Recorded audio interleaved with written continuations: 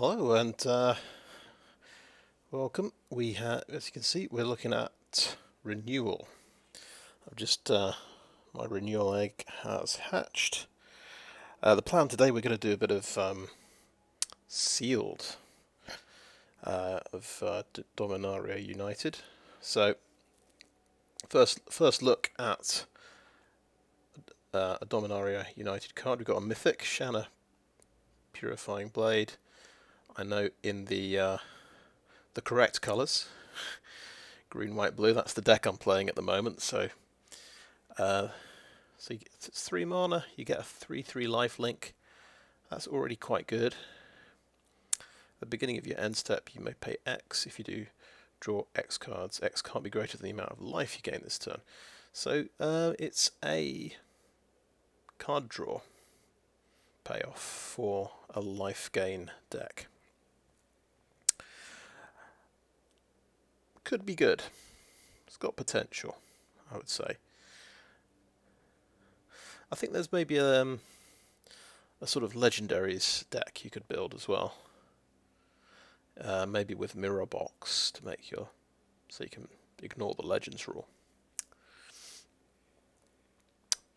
So it seems quite good. I'm quite happy to get Oya Minartok as well. I think this is the first copy I've got of this guy. Gets his own spell book, and he gets hexproof if he hasn't dealt damage yet. So this is kind of if you want to play a bit of alchemy. Maybe this is the kind of card you're looking at. I think a 4/5 for 4 with hexproof is pretty cool, and it can obviously give you value. Obscura Interceptor, Flash Lifelink. Yeah, that does seem quite good. This is my second Boseiju. I was just thinking, could you run 2 Boseijus in one deck? You could probably get away with it. It's just, the rare occasion you draw both of them, you can only play one as a land, and there's no good targets for Boseiju, so maybe you would have in that deck some discard and draw kind of effects to sort of justify running multiple legendary lands. Sigarda's Summons, I think it's just a bit too expensive to use, probably. And it kind of depends, kind of does nothing almost, you would say. It kind of depends on other cards to be good. It could be massive, but Vadric Astral Archmage. So that's a cost reducer.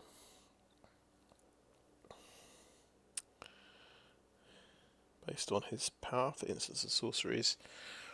And he can get counters when it goes between day and night. I like this card. I think it's quite interesting.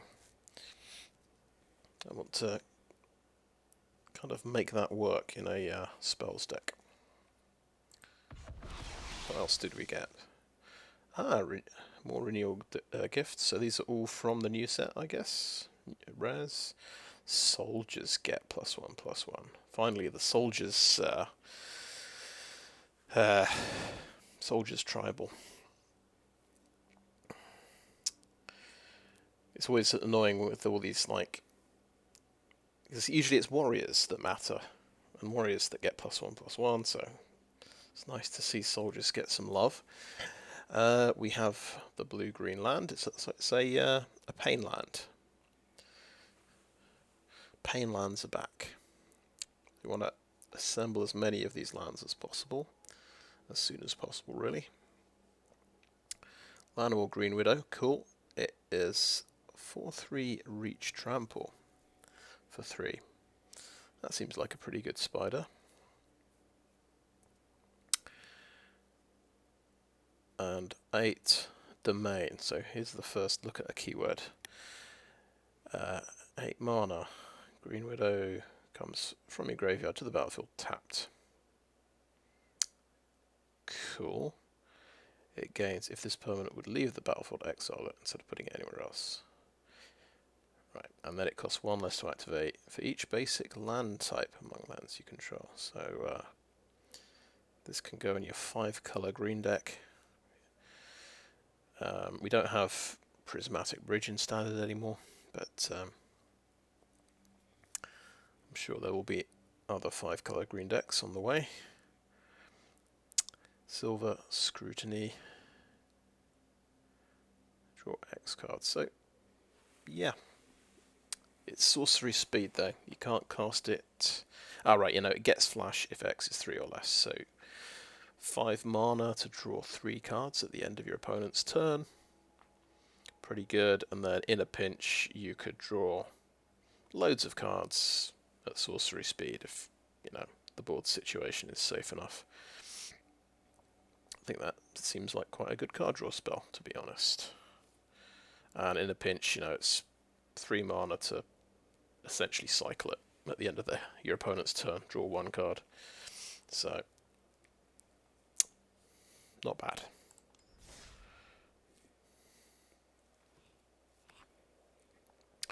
Okay, this is Dominaria United Mastery. I think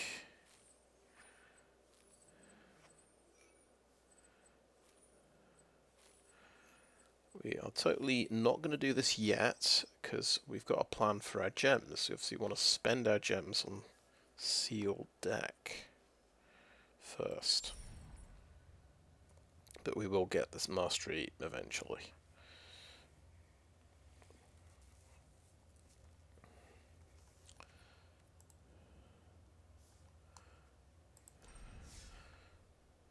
We're going to see if I messed up. Oh, click to swap. Okay, I think we're good here. So we can I'm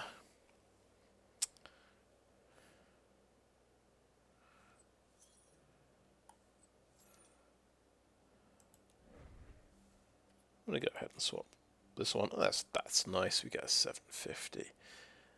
Of course, what I forgot with the new season, the new set coming in, it refreshes all your quests. So I didn't do my quest this morning. Missed out on some gold, but never mind. Right, so we'll just go into sealed, Dominaria United, right, 2,000 gems. So yeah, we'll just have a little look at this. It's going to give a few hints to us. And we'll do the best of one, I think. When I know the set a bit better, I can try best of 3. So blue-white fliers tempo. Okay, pretty standard stuff. You see a lot of, obviously flyers decide a lot of games in limited. Blue-black controlled. Long-term advantage with card draw and creature removal. Black-red reckless aggro. Yep. Green-red domain stompy. So you can it gives green and red a bit of graveyard recursion, bringing stuff back from the graveyard, which they don't always have. Green-white domain. It makes lots of token creatures. Yeah. Green-black creature sacrifice. Blue-red spells aggro. Green-black domain mid-range. Maximum value. I quite like green and black. We'll see if we can. Well, we'll see what cards we get first. Green-red tokens aggro. And blue-green kicker ramp. So we get kicker mechanic. You pay extra mana to get a better version of your spell. Okay, cool. 2,000 gems.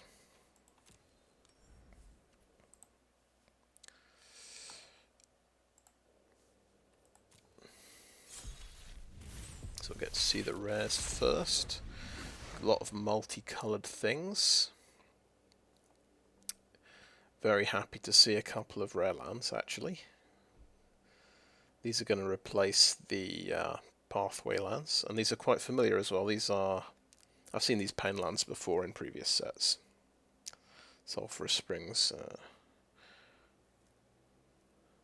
Don't think I'm familiar with Shivan Reef though. So Jodah the Unifier, probably not going to. Guessing we won't be able to cast this, but interesting. So this is for the 5-color deck. Nice. So this is for the legendaries deck as well. So it boosts. It's like a tribal lord for legendaries.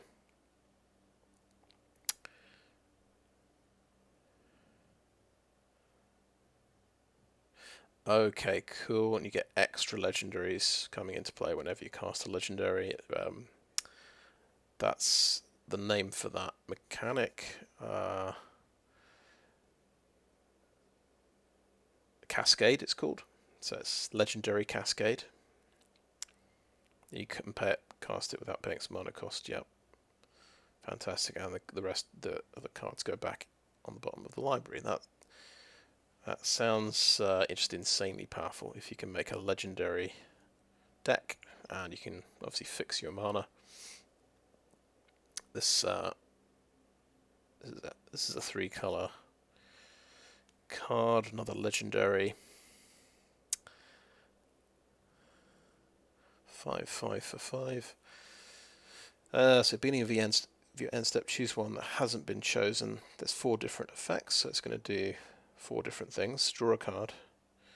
So it's going to replace itself if it doesn't get blown up immediately.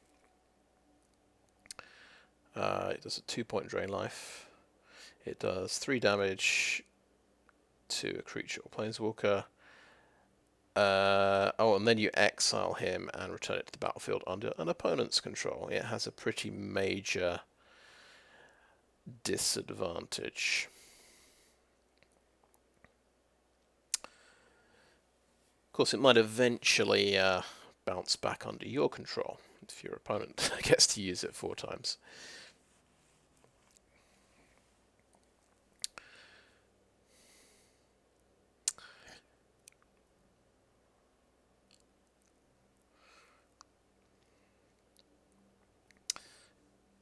So kind of interesting.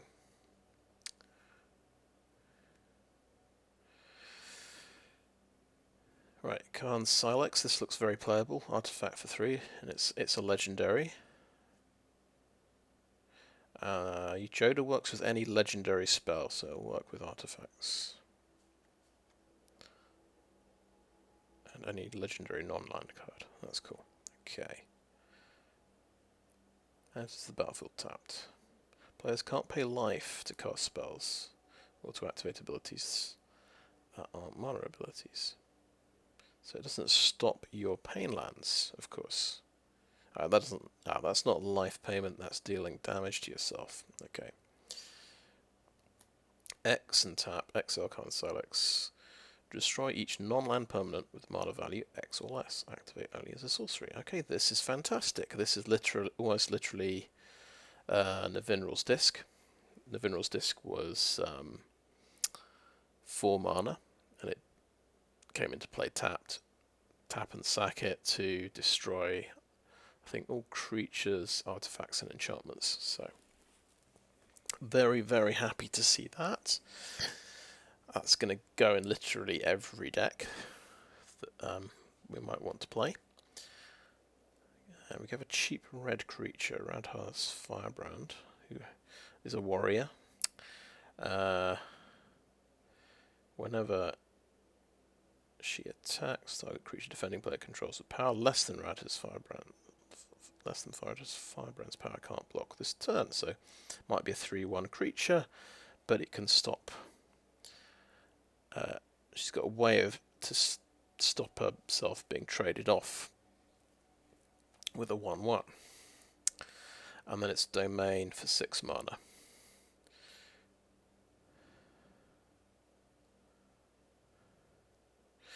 Domain isn't always cast from the graveyard, I guess. So she becomes a 5/3, 1 less to activate for each basic land type. Activate once per turn. These dual lands do not do not count as basic lands, whereas the ones from New Capenna do. The tri-lands do count as those 3 types.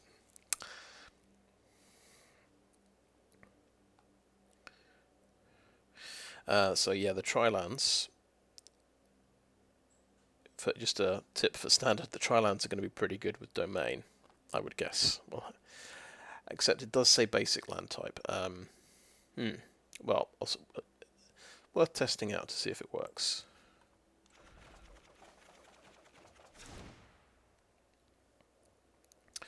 Right, so I'll do my usual thing of sorting through all the cards. Let's start with artifacts. What we're looking for is removal. We're looking for card advantage. We're looking for mana fixing as well.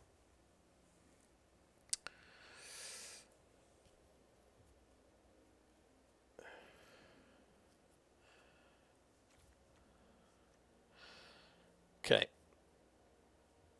So, yeah. Mana fixing.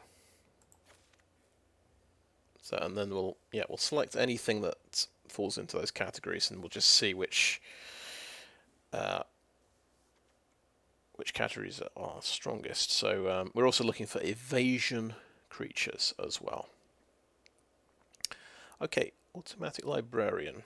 I quite like. It's not quite card advantage, but it's scry 2. That's pretty close to card advantage. I think we'll consider that guy. Meteorite I'm familiar with, so that's mana fixing and removal. So it's pricey. It's 5 mana, and of course we consider that. We're gonna think about all of these artifacts. We'll look at the multi. Actually, no. We'll go back to white here. Right. Clockwork Drawbridge can tap creatures down. This is effectively removal, so that's good.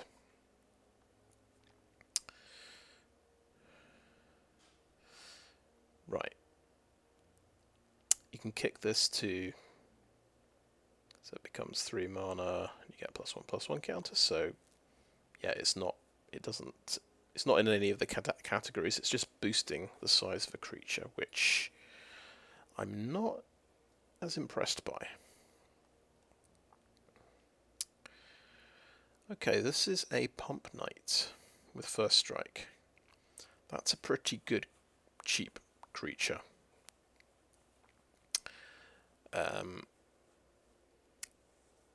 But we're not going to include it. We're just, we'll come back to that later. But that's about the best sort of 2-dropper uncommon you're going to find, I would say. Lifelink is pretty good.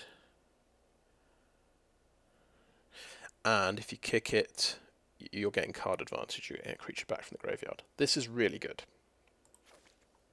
It's basically a grave digger, but better because it's 2/3 lifelink. And you can always play it for 2 mana. Yeah, for 2 mana, 2/3 lifelink is fantastic. I mean, in Kamigawa, your 2/3 lifelink enchantment creature costs you 3 mana, so that's just efficient as well. Okay, this guy, this one can scry every time it attacks, so that's good. It's pseudo card advantage, I'd say. Even better if you can find a way to tap it without attacking.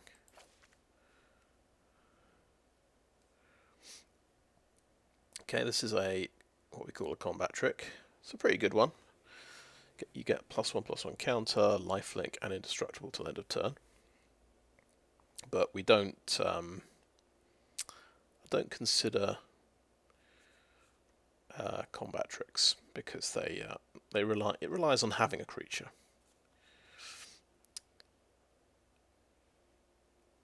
So it's one of these things. It's a dead card where if you don't have any creatures, so it's a liability. Now I'll give you in Cavalier. We've actually got 3 copies in list.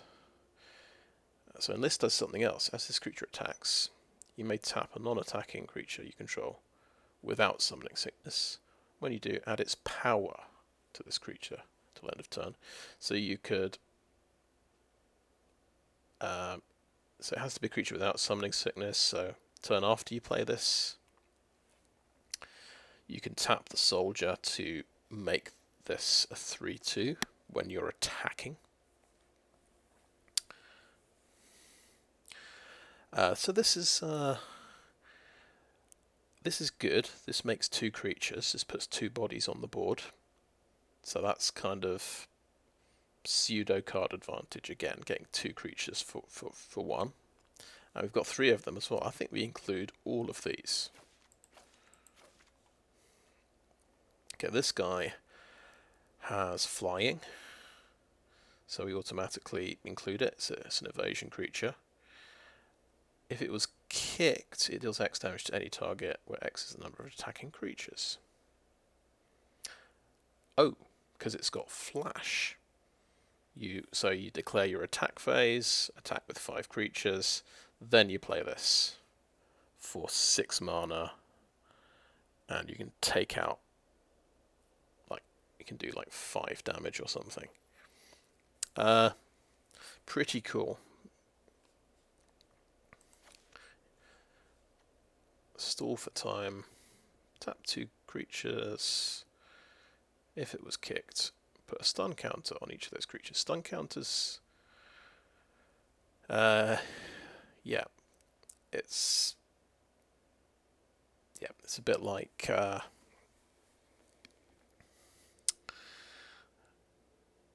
effect you get in blue, where they're tapped for an additional turn.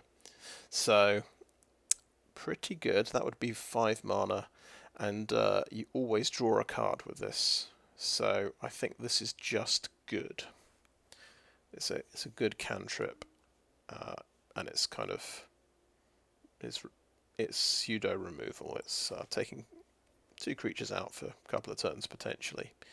Like, you want to cast this probably in the upkeep phase on your opponent's turn. If you play it on your turn, then they lose the stun counter right away. If you play it on their upkeep, they're losing an attack phase. They go on taps, they lose another attack phase.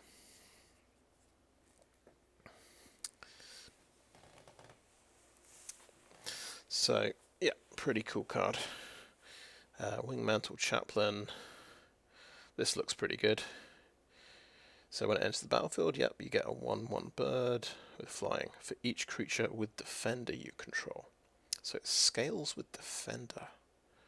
Every time you play another defender, you get another 1/1 white bird. Absolutely fantastic. We've only got, I think, Clockwork Drawbridge so far with defender, but that has a lot of potential. So you can see that's definitely going to be a deck concept, the defender deck, with birds and things. So I'll give you a Phalanx, just costs 1 less for each creature you control. 4/4 Vigilance. So yeah, not good enough to include. Right. So that's the end of the white cards. I guess these other things have got white included in their kicker costs. So all the kickers seem to be another colour. So just to review white there, it's not bad. We're looking to make a 40 card deck with 17 land, so 23 cards. We've got quite a few artifacts we could play. In fact, we could play 5 potentially. So then if we've got a 2 colour deck, we're looking for maybe 9 cards in each colour. We've got 6, 7, 8. Yeah, we've got exactly 9 white cards, so that's potentially, you can pair that up with another colour, and I'd almost certainly include Knight of Dawn's Light, because this is a very efficient card. I didn't see much life gain. I guess we've got a bit of, yeah, we've got a bit of life gain, a bit of lifelink. I think I'd include this, definitely.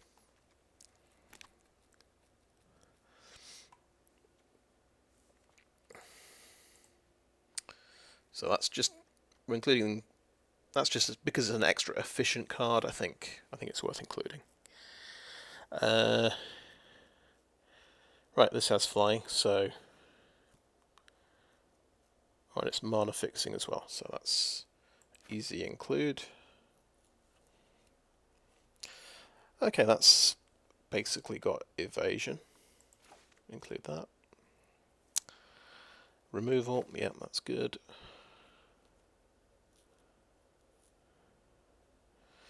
Joint exploration, so scry 2, then draw a card. And if it was kicked, you can put a land card onto the battlefield.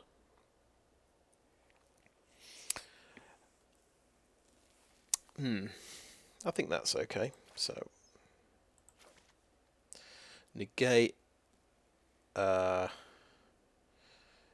might include this to sort of protect your creatures from removal cards, but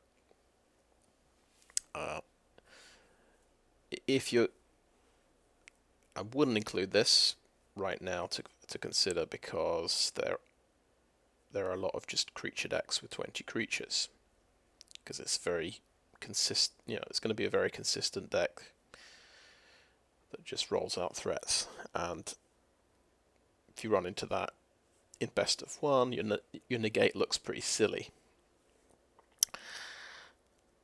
You might only run this if you've got some, you know, very important creature you need to protect, or maybe there's some very important non-creature spells you're worried about.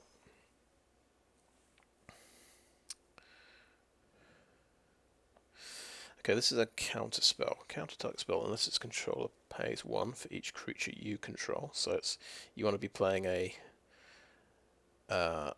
white-blue deck. So you need to pay 3 mana to do a 1-point power sink if you've got no creatures in play. So I'm going to go ahead and say this card's terrible. I don't particularly like counter spells anyway. It's not a very good counter spell, because you need a lot of creatures for it to be meaningful. So yeah, it gets really good when you got 5 or 6 creatures, but I guess the fact that it scales up with creatures, that's an argument for it. But no, I think that's probably a terrible card most of the time.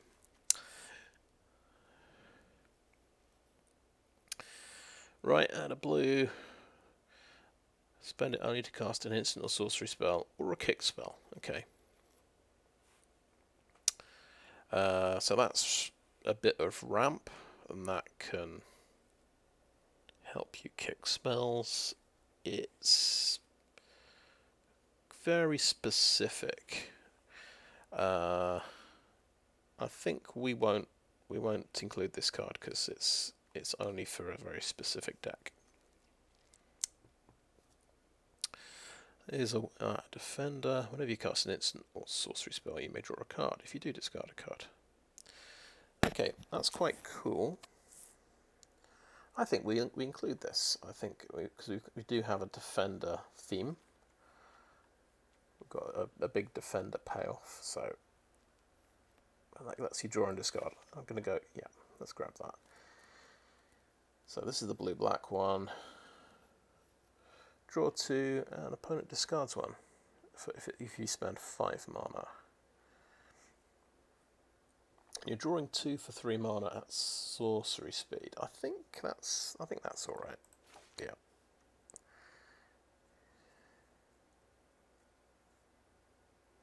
So here's a bounce spell.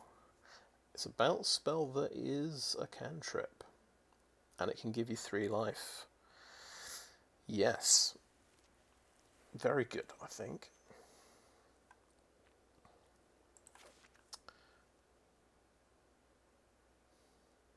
Yeah. Fantastic. Really good. Flyer. 4/4 for 6. Works with instants and sorceries.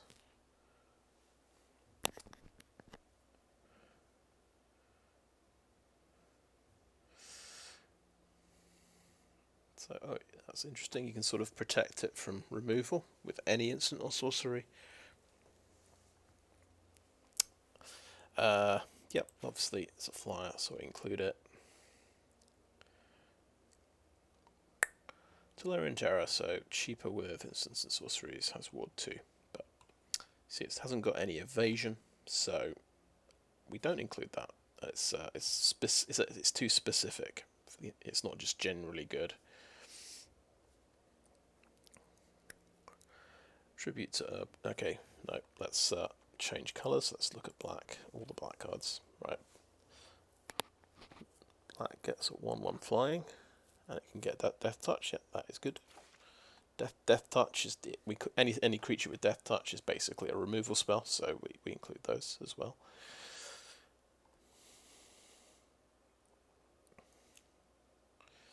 Right, this is a good raised dead.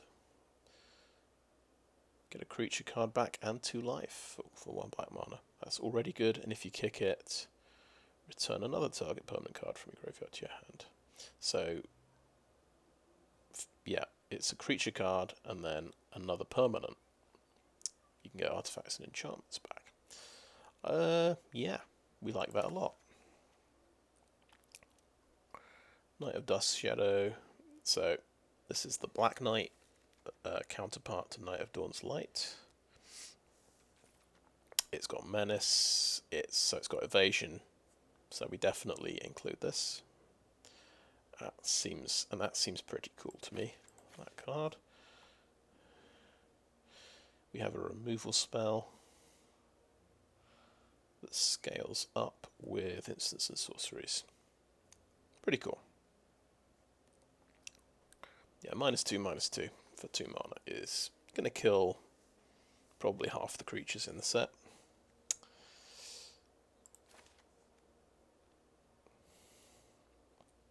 And probably most of the flyers. Eerie Salt and Mill 3. It's a 3/1 for 3. And then you can exile it from the graveyard to get value. That's decent. Okay, this is another defender card, and this can give you card advantage and life, so that's pretty good.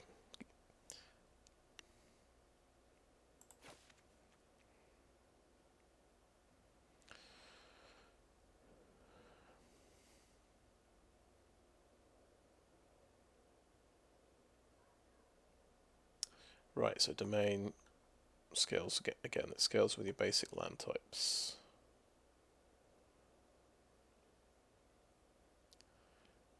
So if you have 2 different basic lands, it's just draw 2. But it is instant. You can do this at the end of your opponent's turn. And if you've got 5 different lands, it's pretty unlikely you draw 2 from 5. Yeah, that's an okay card draw card.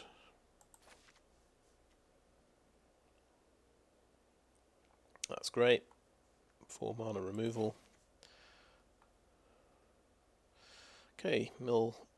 So you've got a bit of self-mill going on here in black-blue.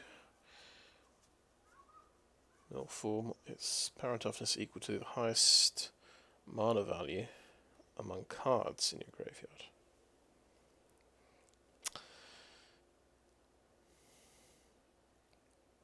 Pretty good if you are playing some big stuff.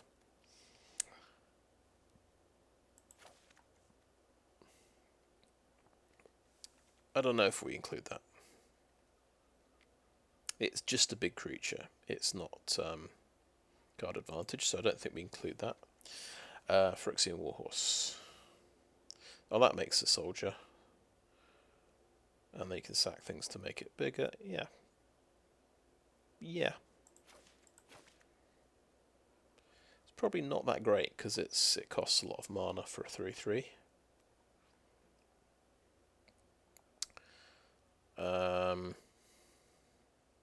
Here's a sacrifice outlet, which might be important. But maybe we don't include these because they are 4 mana, 5 mana to get the extra creature, so it's a bit too expensive, I would say. Okay, that has deathtouch, but it's it's very specific again. You need lots of creatures in the graveyard, so we don't think we include that. And we go to red. Okay, good removal card, -2 toughness.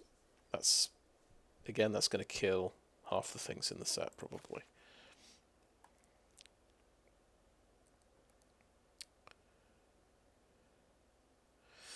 Okay, Hammerhand.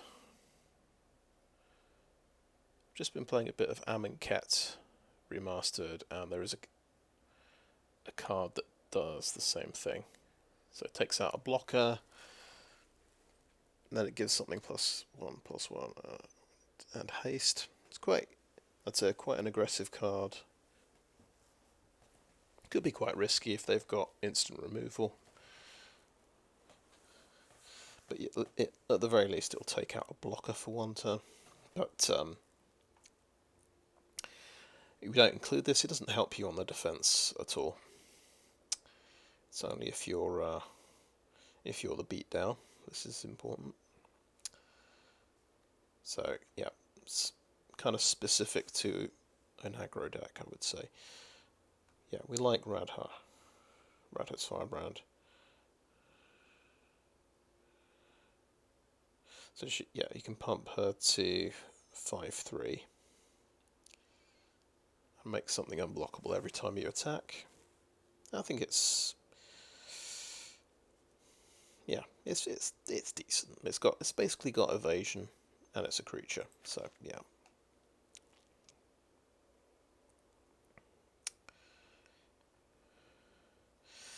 Oh, now we've got one of these quite specific removal cards. There's definitely a few defender things out there. We've got a few decent artifacts as well.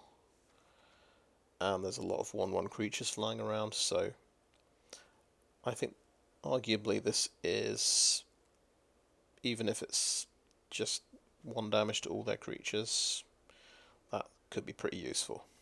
I think this is going to find targets, so I think this is a good one. It's only sorcery speed though.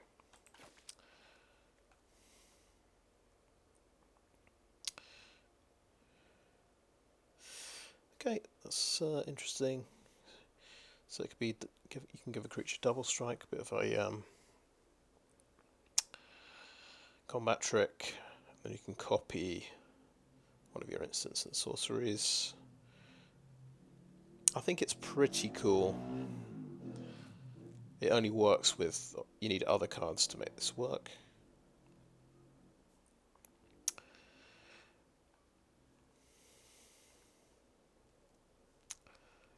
So I think we don't include this at the moment. We'll just decide whether we're playing that deck or not.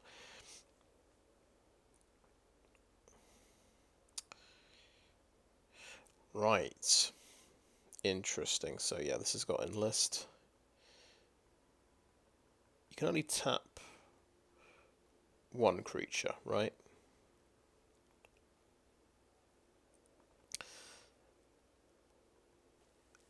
I think that is quite a good sort of graveyard effect. So this kind of threatens to get a 2-for-1 every time it attacks if you think you you can trade off. So I'm going to call that quite a good creature. Your opponent doesn't want to block it, so it's like pseudo evasion.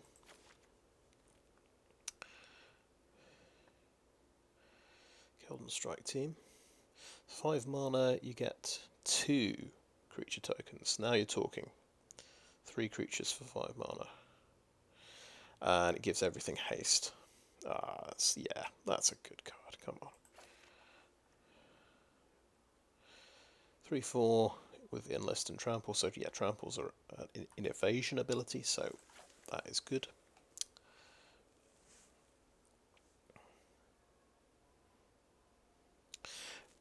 Finally, okay, this is your that very familiar card where you temporarily control another creature, but it's got the actual. They've built the sacrifice effect into the card. If we remember our black cards, also, we do have 3 Phyrexian Warhorse, which can, yeah, for 1 mana sacrifice something. So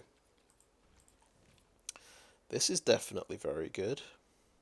I think it's 7 mana removal, but it's still good. I think we include that. And now we've got green. Okay, bite down. We call this a punch spell, so it's not the risk. It doesn't have the risk of a fight spell, but they can use their combat trick, of course, with the fight spell to win the fight. But the problem with green removal, they can always use instant removal on the creature you target to get a 2/1.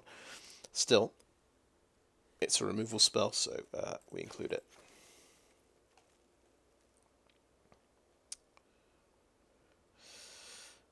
Okay, only for 3 mana, it's getting +4/+4 trample and haste.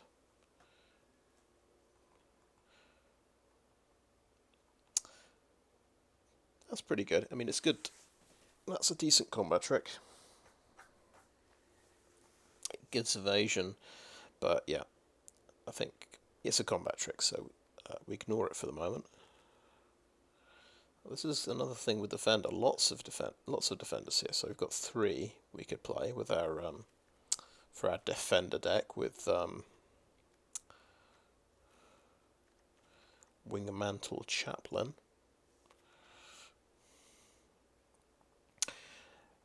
And it's amazing because you look at the top 6 cards and you can get a land and put it into your hand. This is really good. Wow. Fantastic mana fixing. Right.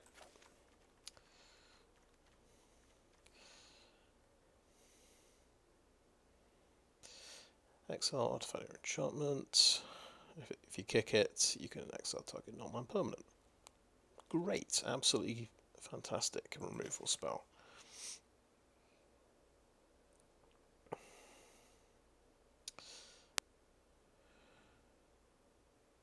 So it's either a grizzly bear or you get a card from the top 3. So if you can kick this, very, very good. It's like striped bears. I think that's the 4 mana draw a card from Weatherlight. But this one you get to look at the top 3, so it's card selection as well. So that's really good. Yeah, let's remind myself what Enlist does. So you can add power to this when it attacks.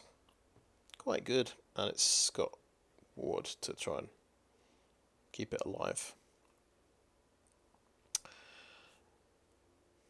Yeah. I wonder if ward yeah, I might start including ward creatures because they're just that much harder to remove. I think that's one we might come back to. 5/4 vigilance trample, so this is evasion, so that's good.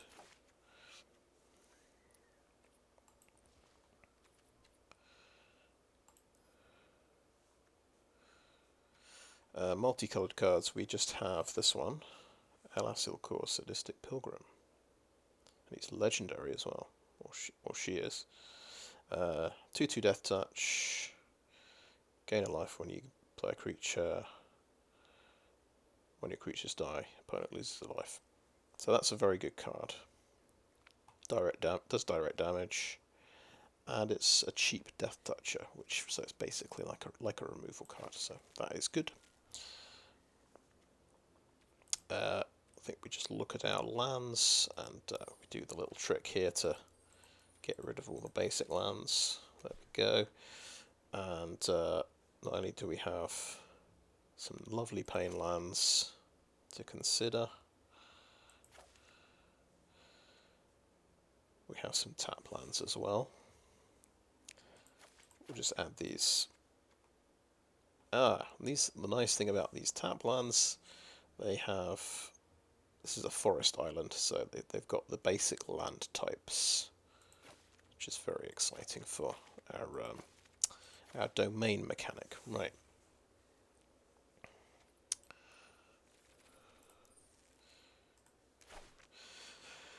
So, after all that we've gone through all the cards, we have 68. And if we look at this bit, we just look at I'm just looking at the sheer number of cards here. It's actually very close. If we remember, we could play 5 artifact cards. We're looking at playing a 2-color deck. We can play 5 artifact cards. We can play 9 from each color. So I would say we can play, realistically, we can play any color combination, even red and green, because we can easily add a couple of cards. We definitely add the Hexbane Tortoise.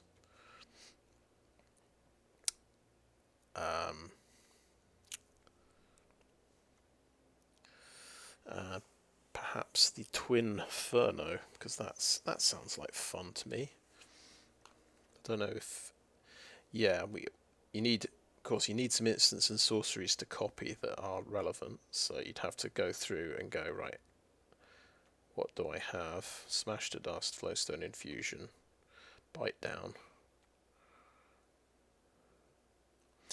Yeah, we don't. There are some cards here only work in certain color combinations. So that's only good if you're playing with black. That's only good if you're playing with blue.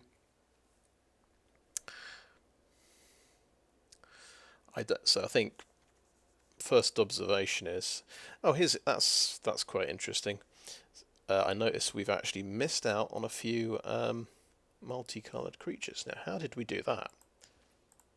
Because I did click on this. Okay, we did something weird, and the multicolored creatures didn't show up. Right, so let's have a look at these. So we've got a nice selection of uncommons as well. So red, white, bed, Argivian Recruiter. Right, beginning of end step. If you control a creature with power greater than its base power, get a 1/1 white soldier creature token. So we need to rack our brains and figure out how we're making our creatures bigger. Enlist can make creatures bigger, as long as when it attacked, it didn't get killed. And of course, +1/+1 tokens. But obviously, something that makes a creature for you every single turn is absolutely fantastic. So I've just been playing. I played a bit of the Kamigawa draft, and there's the White Shrine that makes a 1/1 every turn, just for 1 mana, and it's very irritating to be up against. Right, we also have another red-white. Tori Amok, Fury Rider, Vigilance Trample, 3/3. So it's got evasion, so it's an automatic kind of include, and anything else it says on this card is a bonus.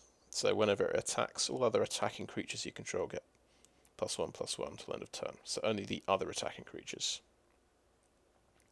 Other red attacking creatures gain trample. So they all get nice evasion ability.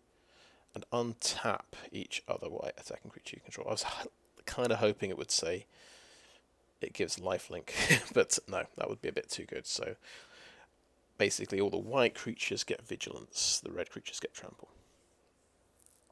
And they all get +1/+1. That seems really, really, really good. I think I want to play red-white, just on the basis of these two cards. Tatiova, Steward of the Tides, 3/3 for 3. Land creatures you control have flying. Let's just clarify. So a land creature is a creature that is also a land, right? It's not referring to creatures that don't have flying. So whenever a land enters the battlefield under your control, if you control 7 or more lands, up to one target land you control becomes a 3/3 elemental creature with haste. It's still a land.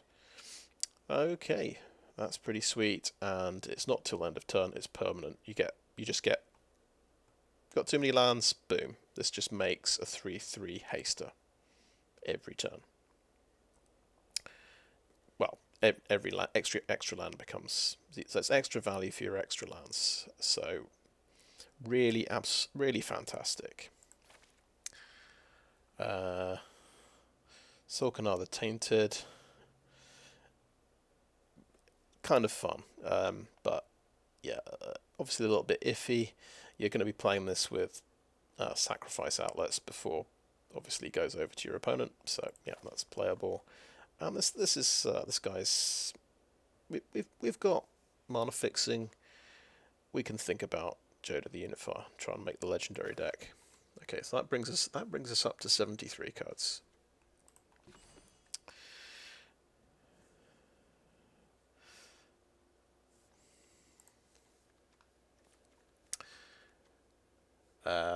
So I think on balance, I'm going to probably spend another 45 minutes at least building this deck. But we figured out which cards are good and which aren't quite so good. So at least we've eliminated, let's see, 1.5 pages of cards. We've actually almost included everything, and there's still a few here that are pretty good for certain decks. This is a good sacrifice outlet. It makes an extra creature. This is good for the self-mill deck. You kind of got to count up your mechanics as well and see how much synergy you can put together for each particular mechanic. So I think I'm going to call that end of part 1. And thanks for watching so far. Hopefully I'll get this finished. I'll get this deck put together and try and get this video out tonight. Welcome back to part 2. I have put together a deck. It's red and white with a splash of black. I'm quite pleased with the name, to be honest. We've got Tori Amok, the Fury Rider. That's one of the legendaries. So,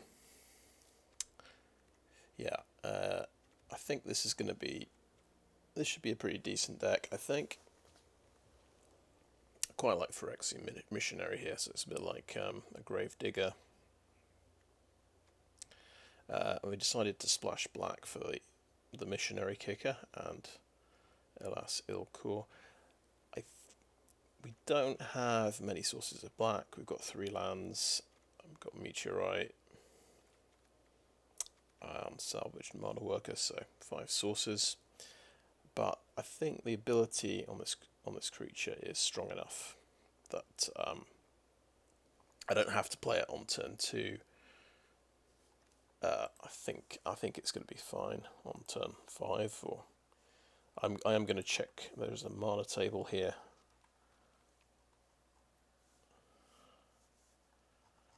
Yeah, I'm looking at Frank Carsten's article. Okay, right. It's just taking a while to load up.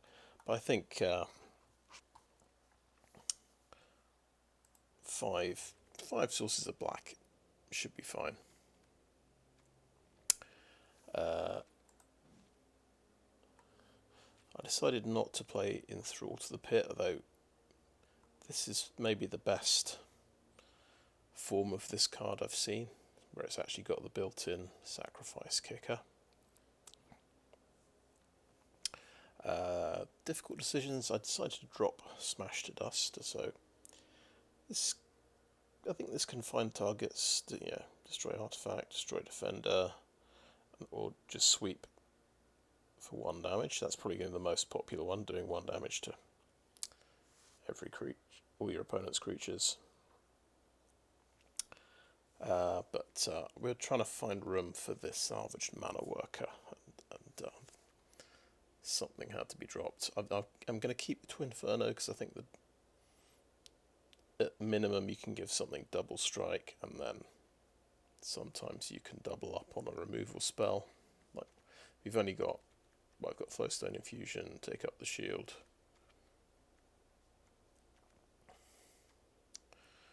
I think that is it. Yeah, we do not have a lot to copy. But I think I like double strike on things like Coalition Warbrute. So,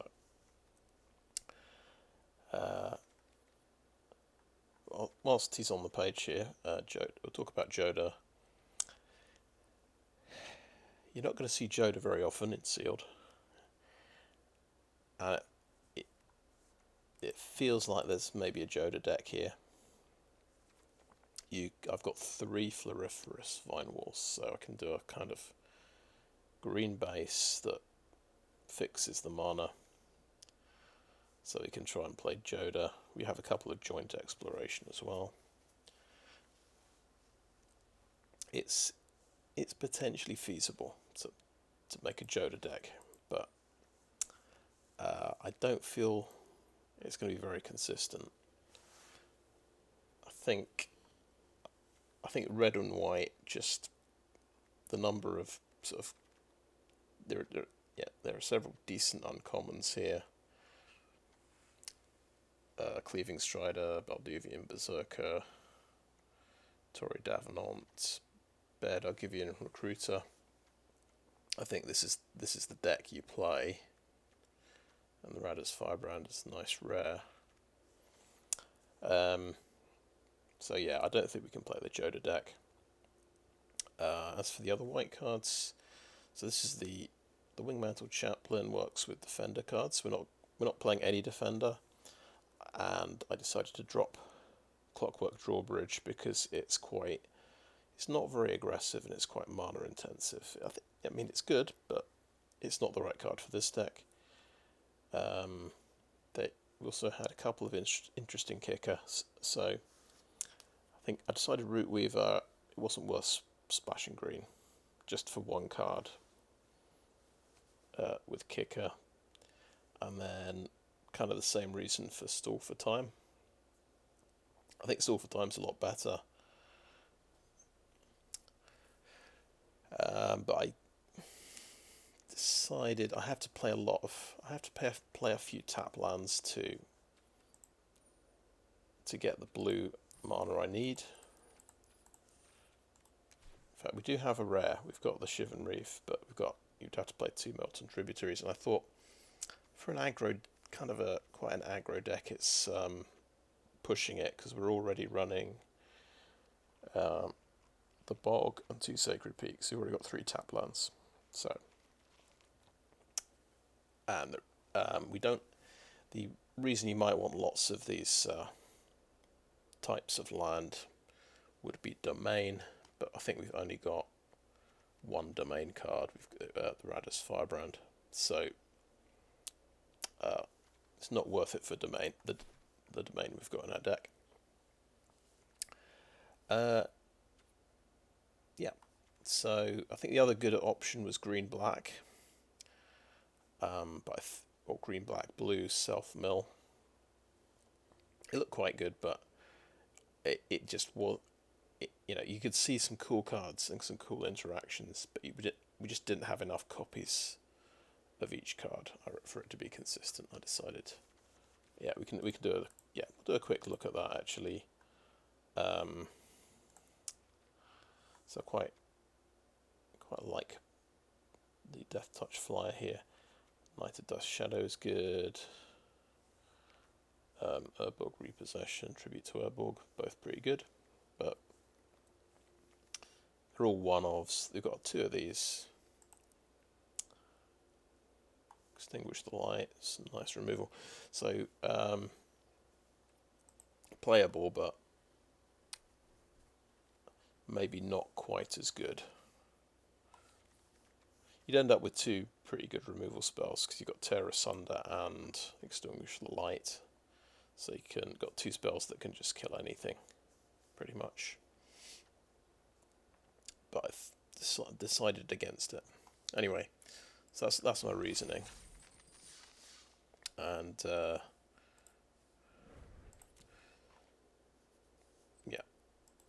we'll go with this one. We'll see how the red-white aggro deck fares in this new environment. It feels like quite a safe choice to go for when you're trying something new. Okay, the good news, we've got black and red, but we're missing white mana. But we've got this guy mana fixes, meteorite mana fixes, and we've got a Khan's Sylex as well. So we could do we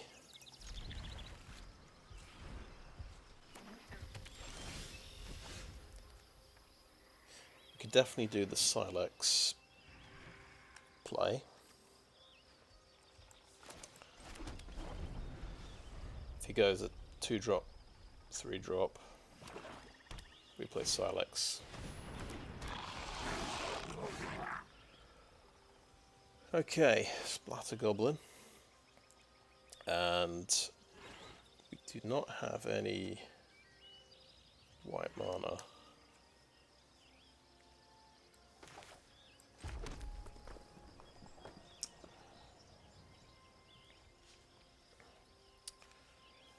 Yeah, I'm not gonna play the worker. I'll go for the Sylex Gambit.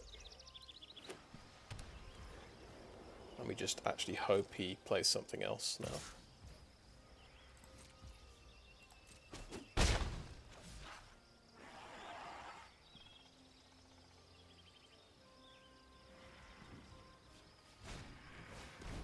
Oh, perfect, okay.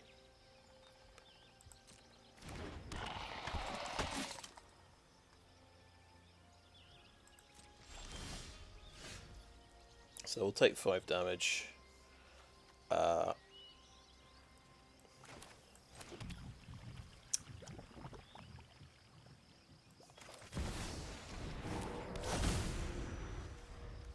course, this does cost mana to activate, so I don't really get any follow-up when I play this.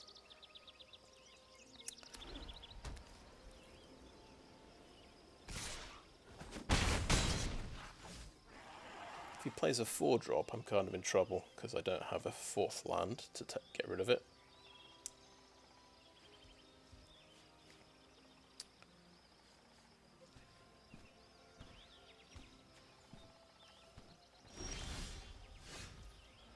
Okay, we drew our planes. That's pretty nice. So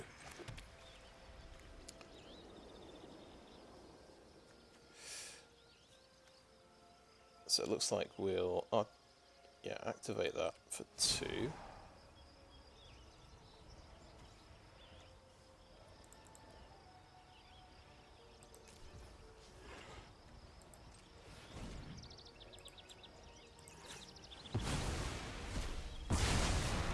That works as expected, and then we'll play the knight. We paid 7 life to kill his first 2 creatures, I suppose, and you use one of our cards. Oh yeah, that gets exiled. So yeah, I was thinking about there is the black card that can bring permanents back from the graveyard, but you can't recur this card, which is probably a good thing. Okay, Phyrexian Warhorse plus a 1/1 creature. Okay, now got the meteorite.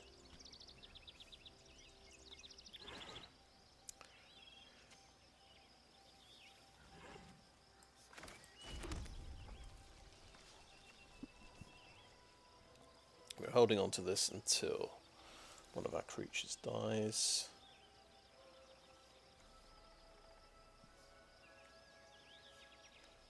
I think we play out a bunch of creatures.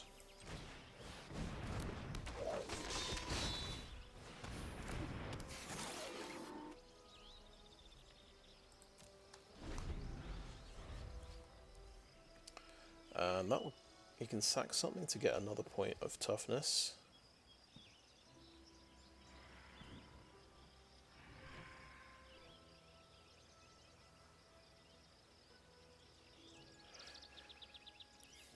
And so he'd kill two things.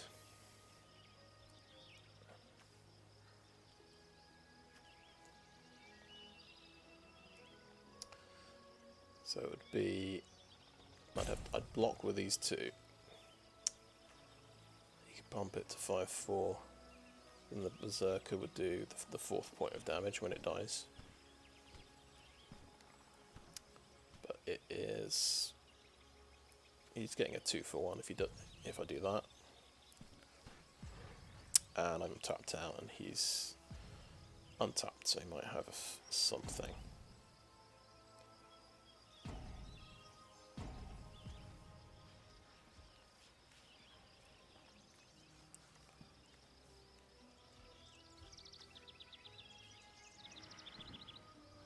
He didn't attack, okay.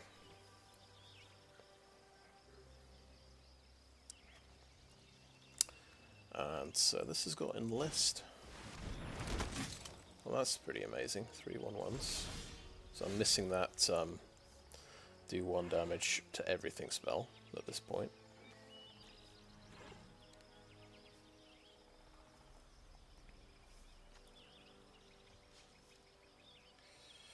Okay, I need 6 mana to cast this guy.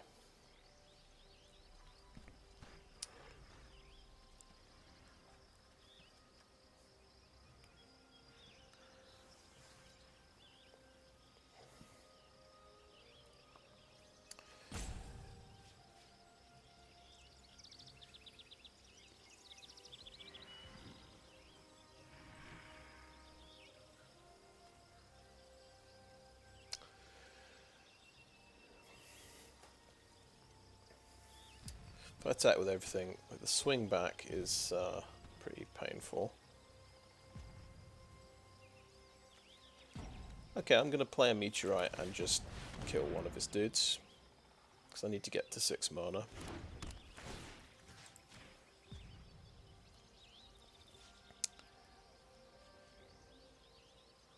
He can sacrifice it.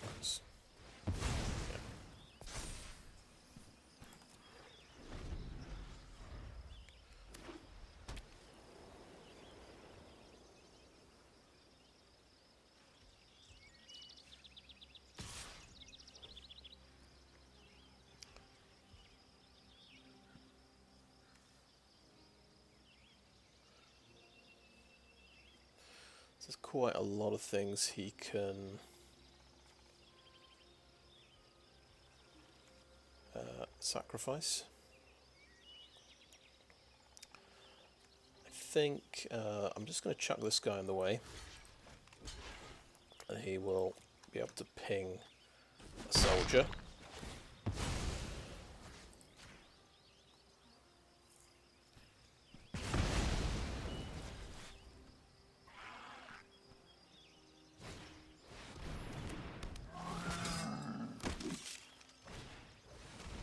That's a lot of creatures. That's quite a rollout.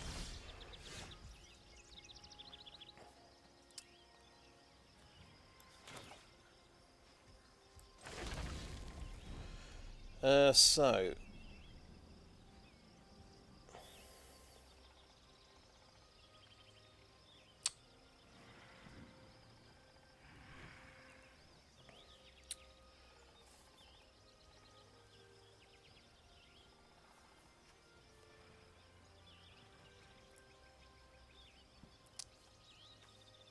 better read these cards. Okay, yeah, we know this one. Raven Man is a rare. Each opponent discards a card. Oh, that's horrible. I guess we'll lose a Twin Inferno. Oh, well, obviously, I'm an idiot because I already played my land. Should have held on to that and discarded that. That's what you get for not reading your cards before you play your land. Okay, no attacks and end turn.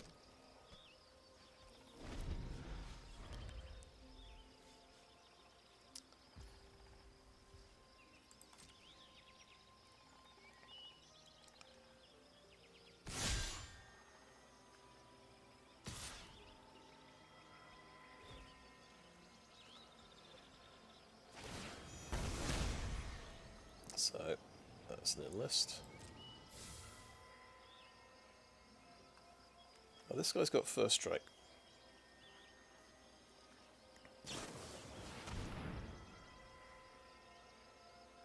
Okay, right. That's flash enchantment.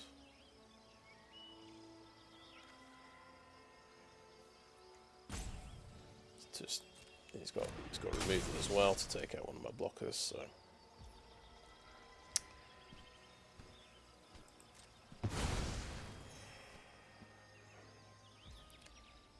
Okay.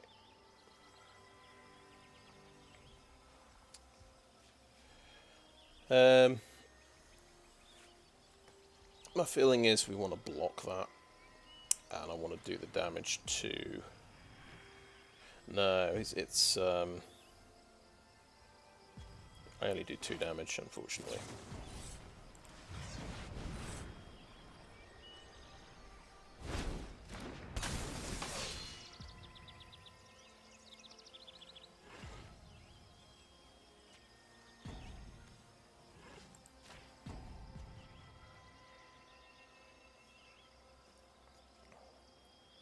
That gets sacrificed, unfortunately.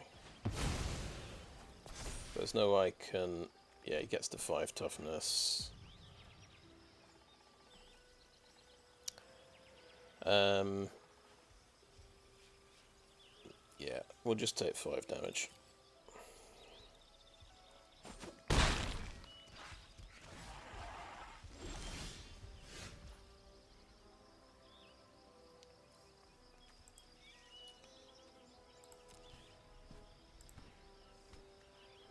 Oh yeah, he's got exiled by that. Pretty, okay, it's a 4 mana enchantment, right. Yeah, it is quite expensive, that's fair enough. We will missionary kicker.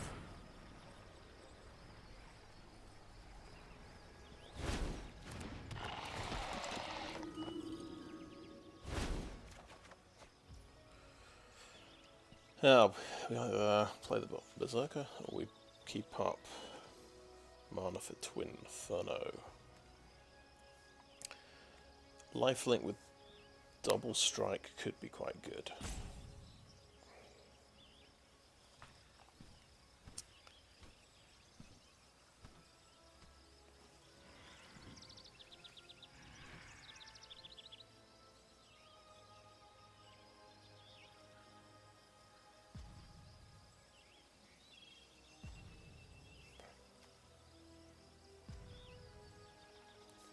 Play Berserker.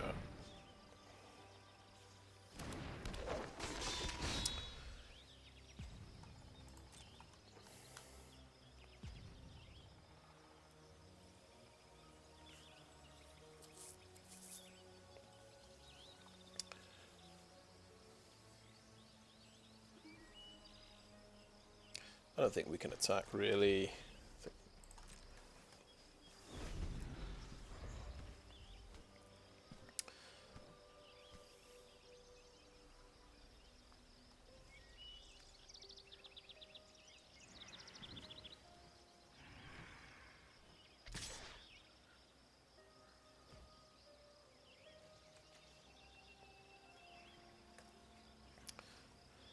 I guess we could double block. So these guys between them do 4 damage and they've got 6 toughness, so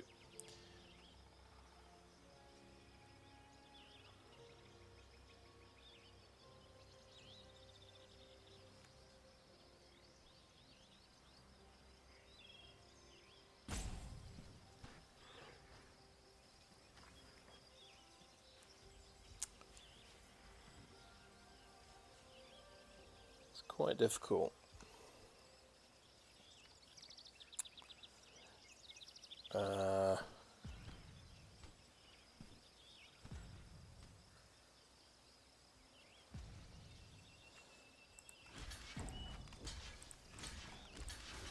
block like that. Seems crazy, but just going to block like that.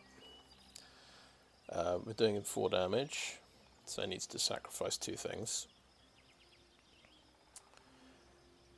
Which gets him to 7 power, which isn't enough to kill all 3 of my guys, so he might want to sack.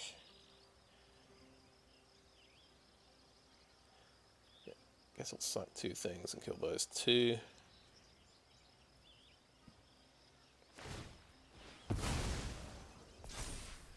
But wow, this is turning out to be very powerful. Okay, he let it die. Interesting. I wonder if he can bring it back or if he's got another one.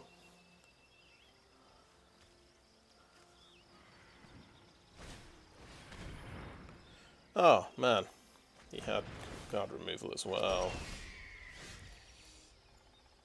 Okay, I think I may as well play that Plains. And he got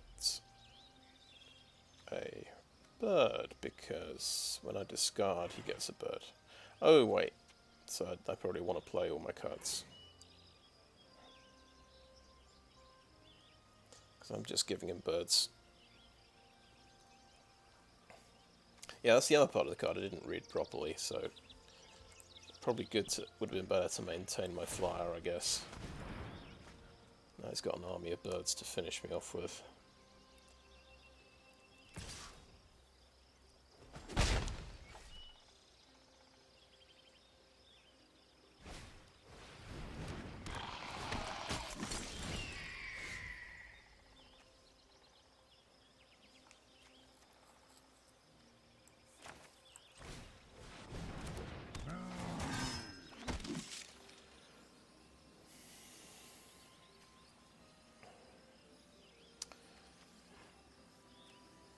Okay, yeah,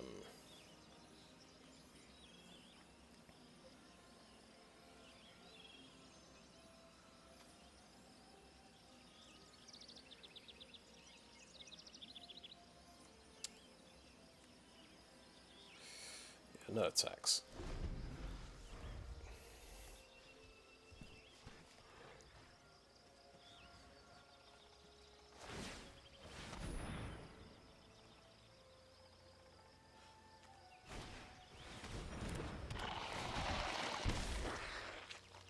Okay, 3-2.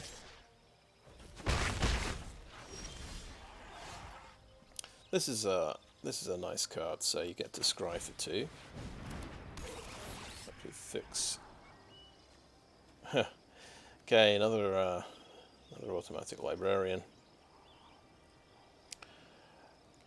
I guess we just remind myself I'm 5 life. Be nice to use the war brute, but it's not going to get through. This is going to dig deeper to try and find the next thing for me.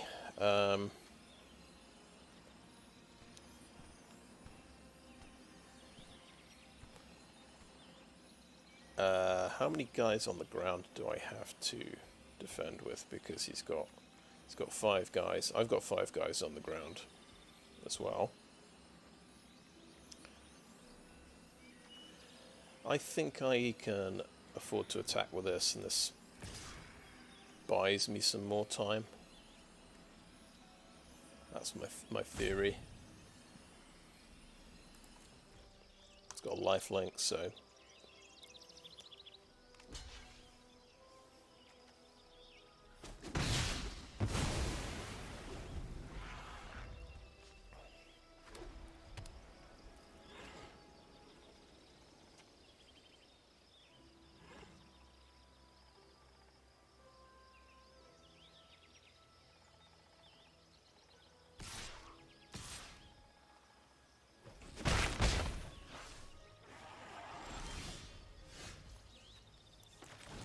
Maybe there's a lot to be said for just playing normally and holding. Oh, okay, that can tap to gain life. Okay. Does that happen quick enough though? Because we're going to go down to 3 life, and then we're going to play it. Then we're going to go down to 1 life. Then we can tap it and gain a life and go up to 2. I don't think it's quick enough, unfortunately, but and we need to top deck something else as well. But we're scrying, so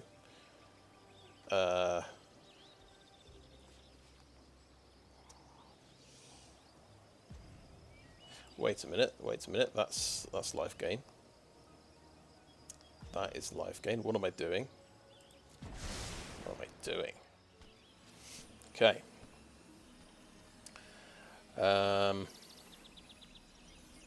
He's got 4 creatures on the ground. This has got enlist. If he kills the berserker, I think I want to keep 4 blockers back. I just want to 1 attacker. Okay, doesn't block.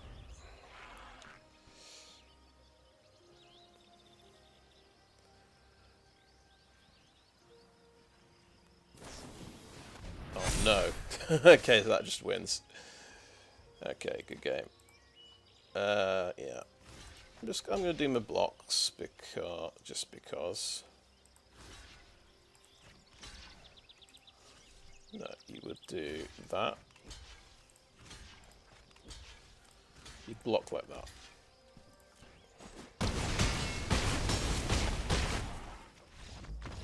Okay, I think okay.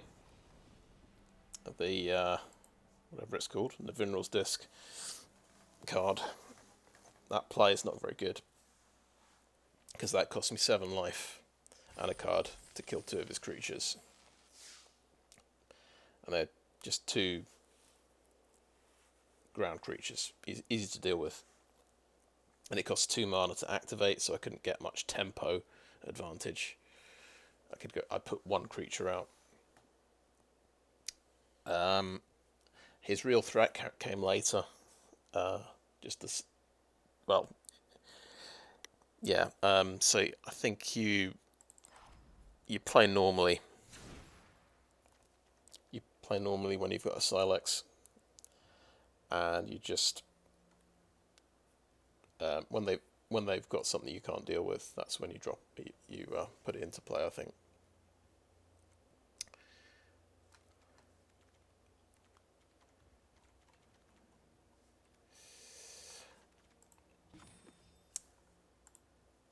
Okay, the card that would have helped quite a lot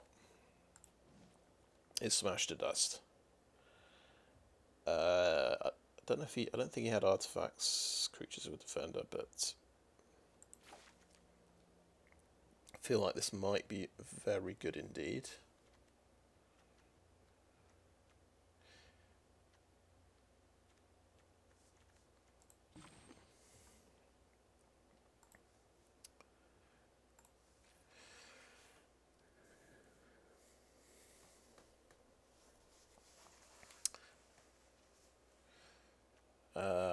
Maybe we can drop a meteorite. Might be able to drop a land.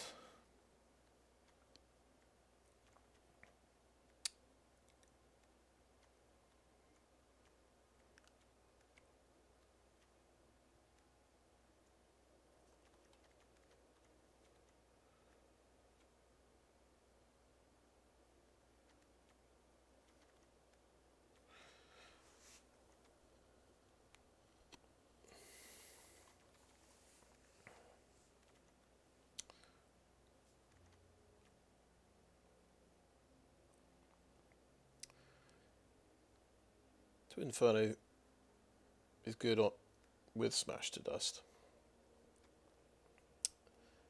I feel like I should drop it.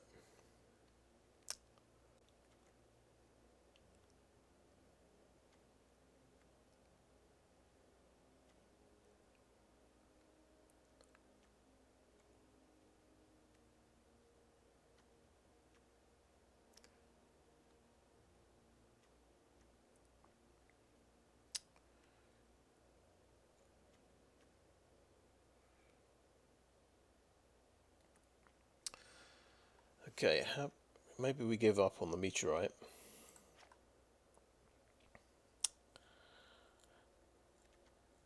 But put maybe an extra source of black in the deck.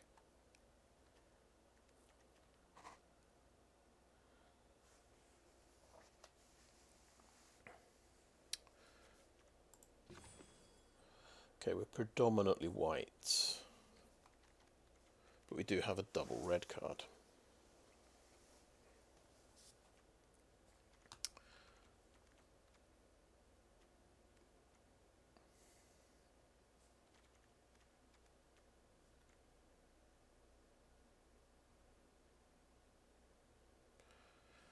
I think, see if we can drop a plains. I was talking about the mana tables earlier. Now they have a problem with actually loading up. Oh, there we go. So 40 card deck. You want 9 sources of red and white in the deck. So I'm taking a risk if I'm going down to 8.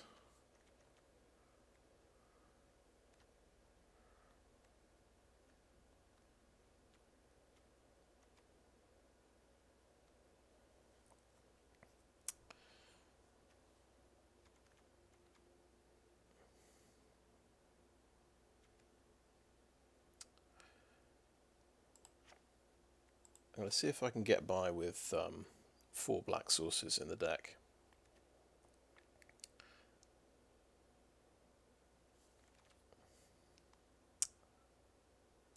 There we go.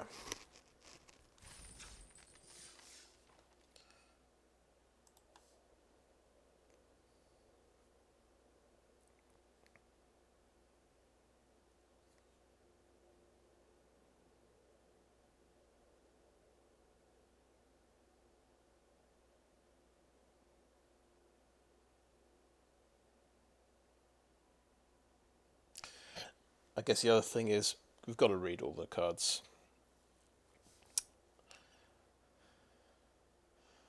Especially any rare, any black rares in particular, I think, quite important.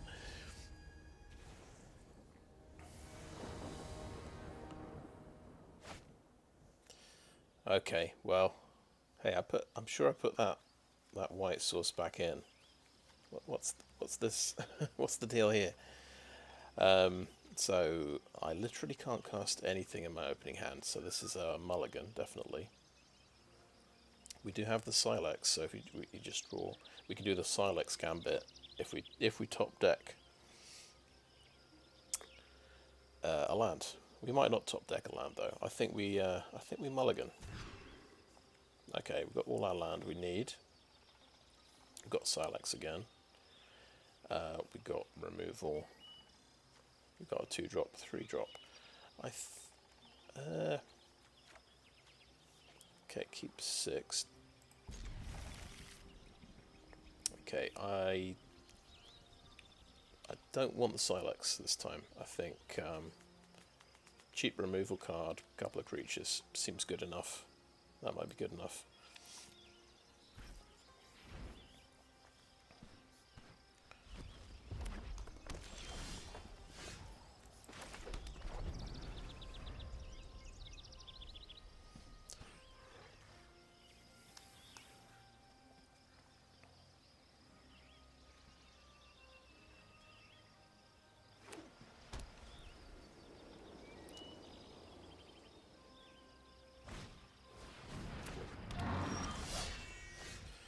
Okay, that can kill artifacts.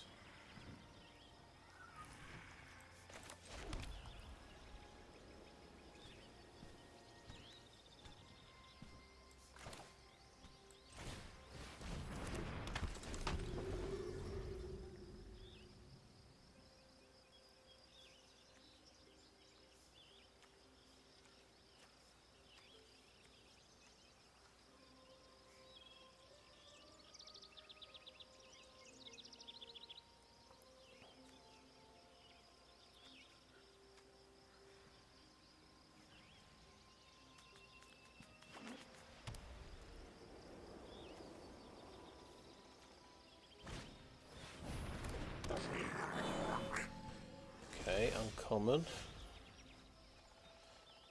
Can sacrifice a land to draw a card. So if you've got green, you can get a land out of your deck. That's pretty good. So he might have green in his deck as well. We've top decked to land. That's good news. We obviously want to hit 6 land for the to kick us Cleaving Skyrider.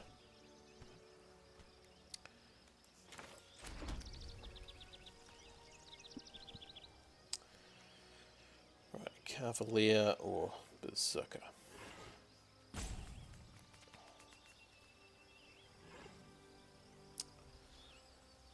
So I think I quite like the idea of attacking with a Berserker and then listing with the Herbalist.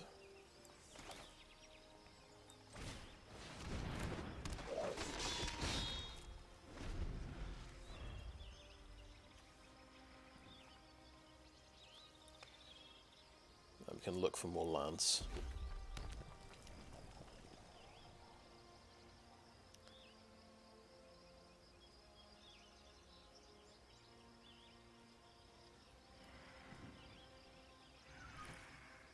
I expect this is going to catch some removal pretty soon.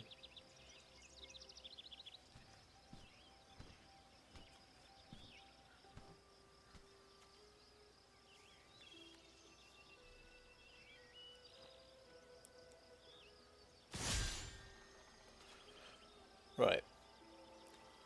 Do we let 4 damage through? That's a good question.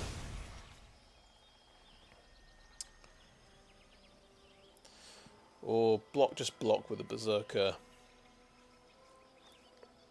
and do an extra point of damage. Yeah, I think that's a decent trade. You might be able to give it first strike or something.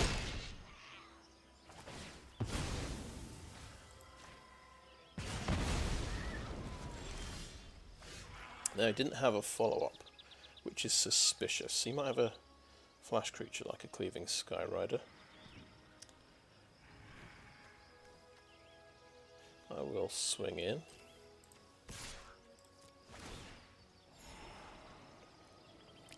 Okay, that gets me land number 6, so I'm quite happy.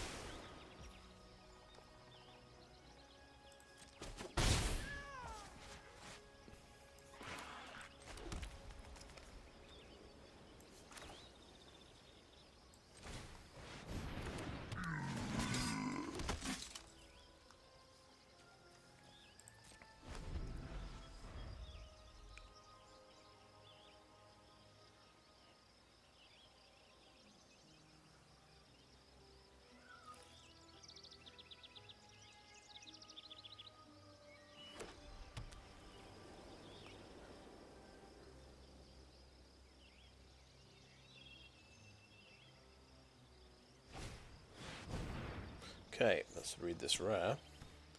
First strike, Vigilance, Lifelink. Glowstone Fusion's not going to do much good against this guy.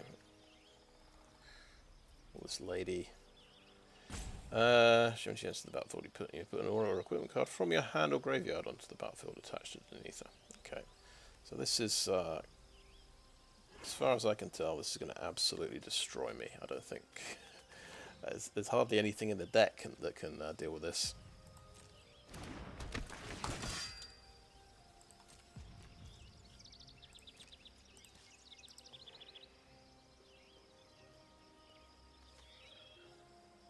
The only thing is I do have a first strike knight. I've got the double strike combat trick. I do have a Cleaving Skyrider, if only I can attack with 4 creatures. Then I might be onto something.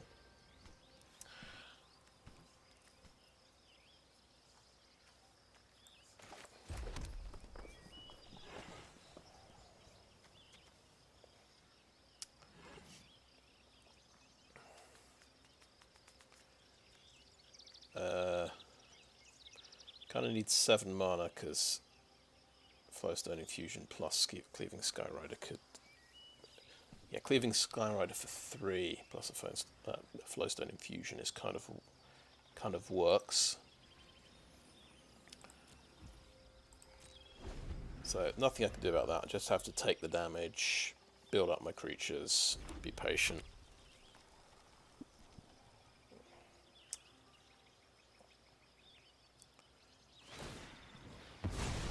Oh yeah, that's actually pretty nice, isn't it? Maybe I need to blow that guy up.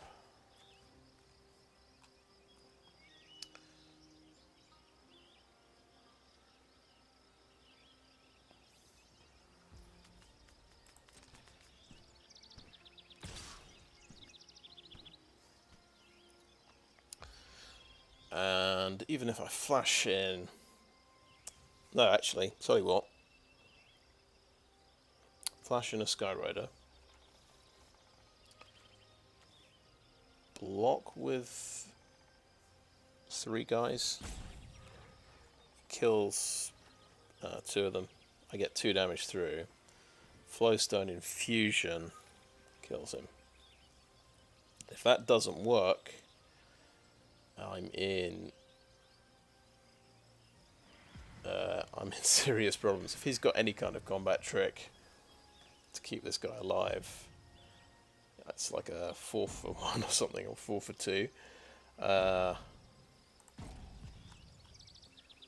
yeah, I didn't play the Skyrider. That was necessary. He's got enough first strike to kill my entire board. Even if I block with everything, which is always fun. Oh, he's got Twin Inferno. That's perfect. He's wasted that. Great.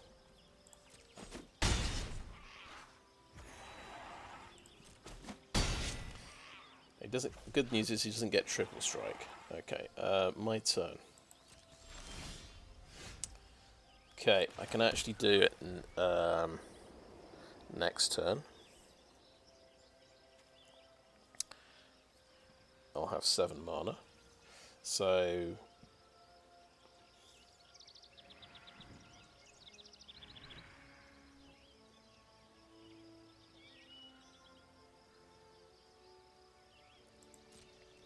no attacks end turn.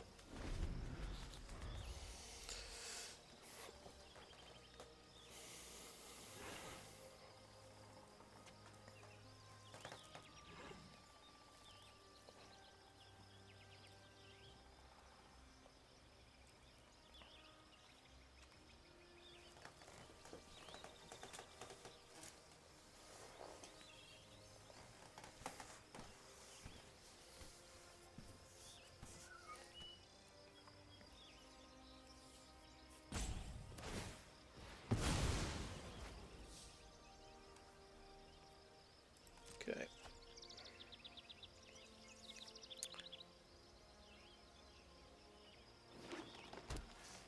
Hello, a blue-green land. Very interesting. Maybe he's playing Jodah.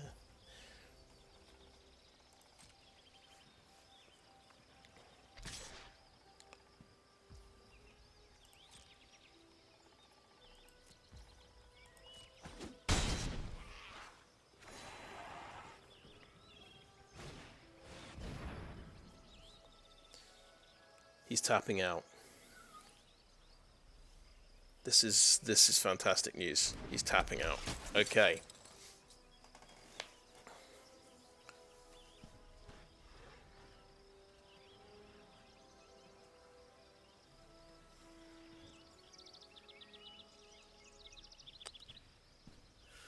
Okay, we've got to declare attackers and then flash it in, do 3 damage, and then pop it with Flowstone Infusion. My turn. Oh, that's interesting.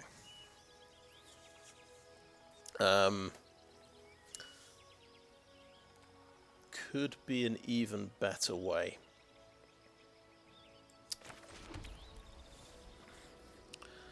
But we've still got to declare all 3 attackers, because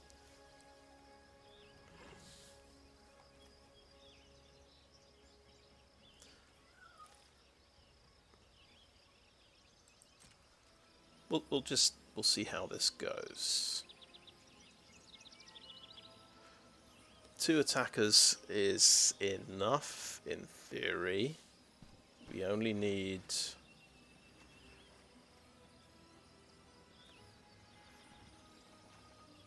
this guy.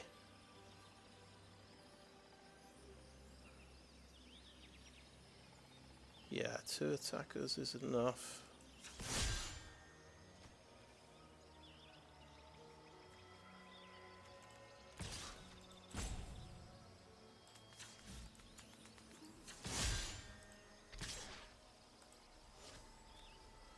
Right, very confused about enlist. Undeclare.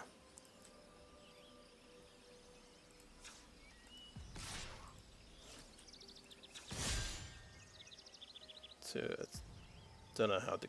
Okay, 2 attackers. Let's do that.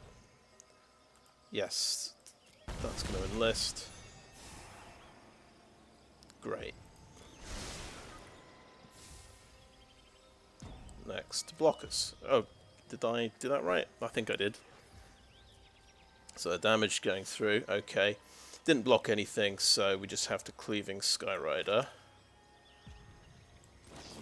with kicker. Do 2 damage to you and infusion you to take you out.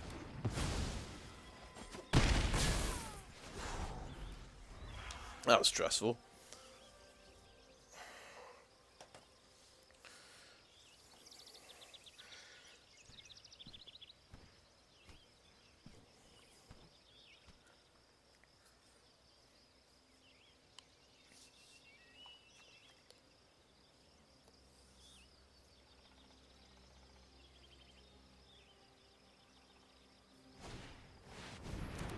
Right. Big creature, okie doke.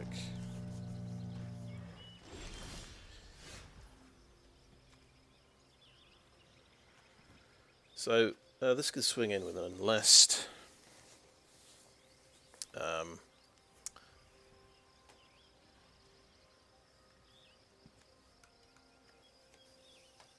We'll have that'll be tapped. That'll be tapped. If I attack with that, that's tapped.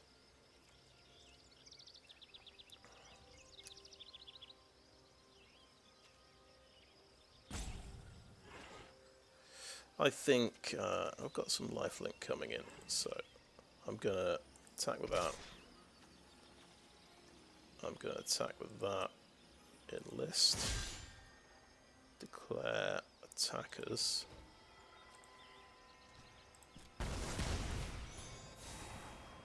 Get rid of that land.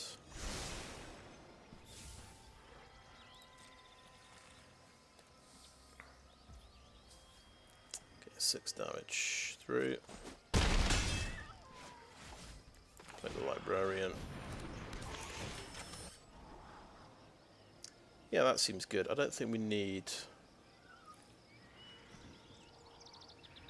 It's a creature. A creature's a creature.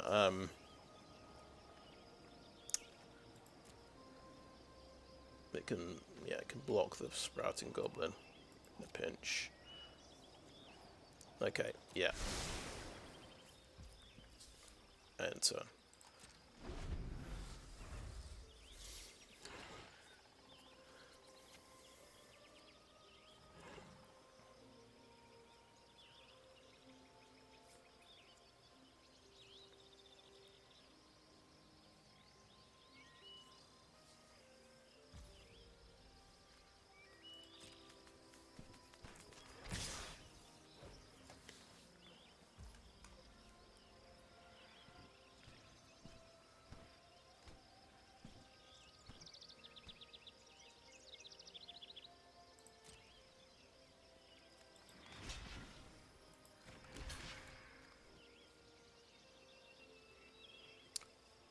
Right, we could... Oh, that's gonna get boosted. So we need to double block this if we want to do 5 damage to it.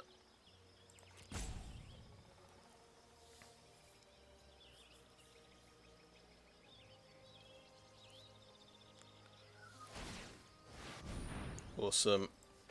So, Librarian will take up the shield. So, oh shit, we're going to take 7 damage. We're back up to 6.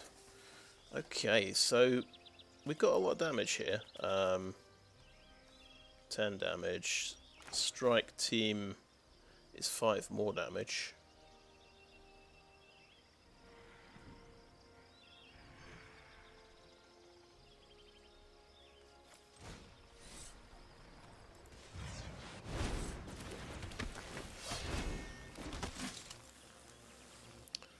Nine, 10, 11, 12, 13, 15. Okay, so obviously he's going to attack.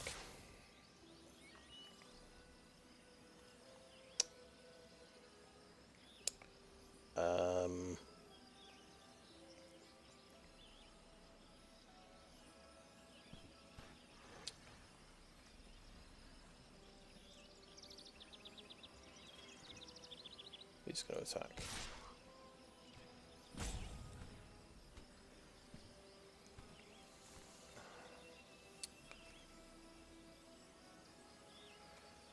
This is going to stay back to defend. This will attack.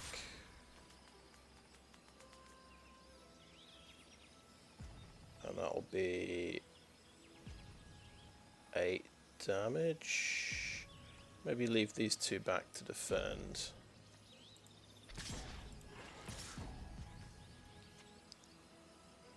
We don't know how much removal this guy's got. That gets pumped to a 4-3.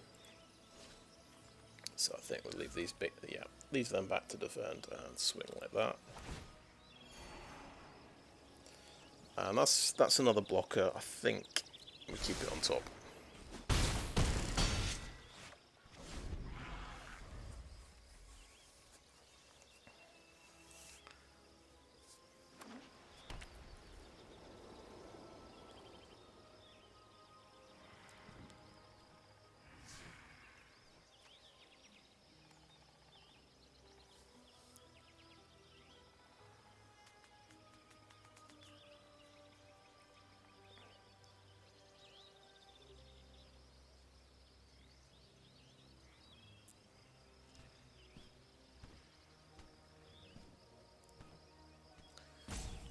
I've been spending a lot of time. Okay, we've got to read this card. 4/4 reach with domain. Oh, it does direct damage. Of course. Okay, sweet. Love it. So he might not even have to get through with his creatures. He can't pump his creatures though.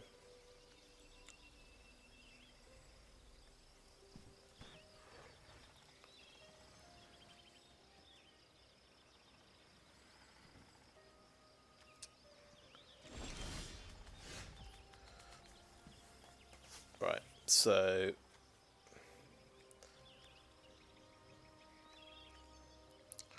guys that can attack are these 3.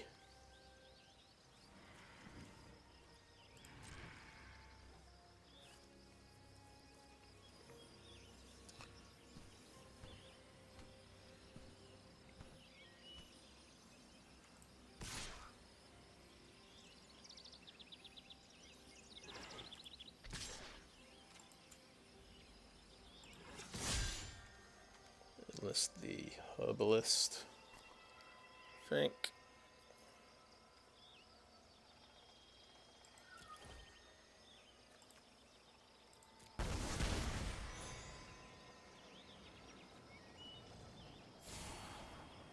Perfect. Librarian is great.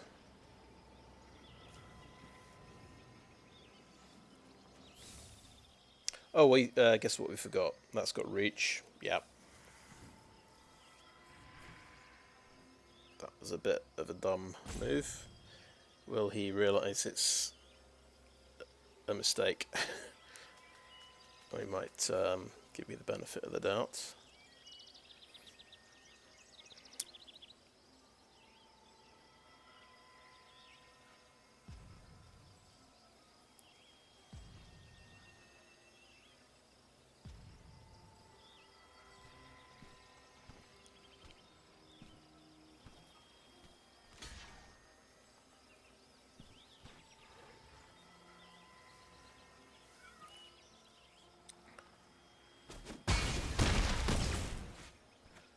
down to 3.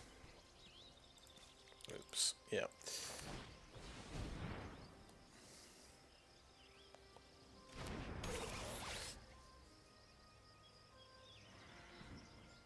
Yeah, you can sack a land and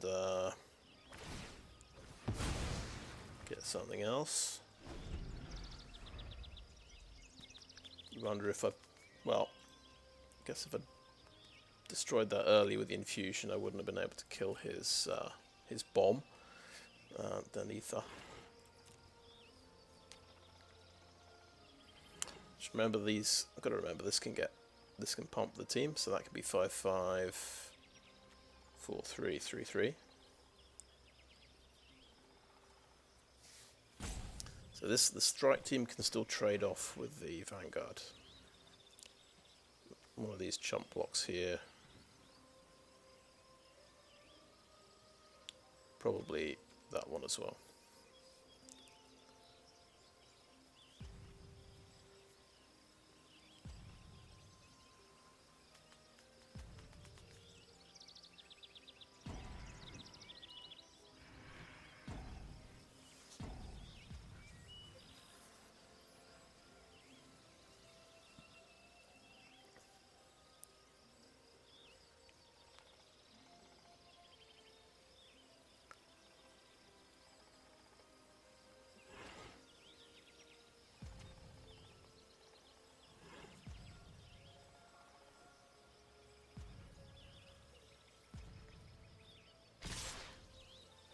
Okay, here he comes. Right.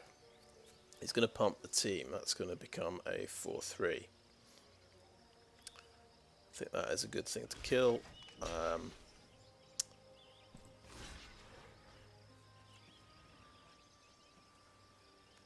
Block here, block here. Just wondering if you might have an instant way of giving things trample. But that literally, if he doesn't, then I literally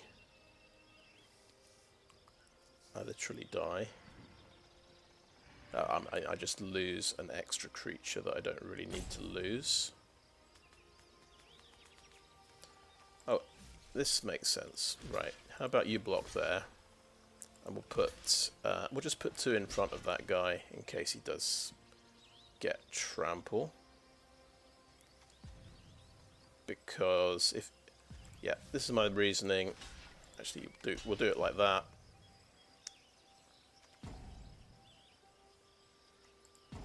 No, I think we do it like that, which is terrible, but if he's got instant trample, I think that might save us. Because I don't know how he stays alive next turn if he doesn't win right now.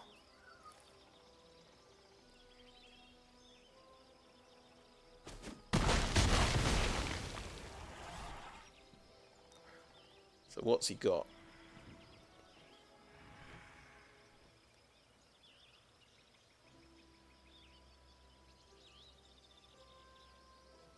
So, yeah, I don't know the instance in this set. It might be usually an instant trample thing. 1 blocker. 1-1.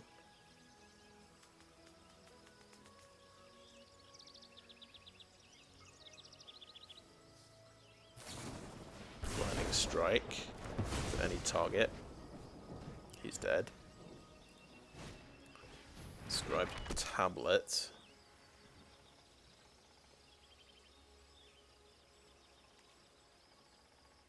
He had a lot of stuff.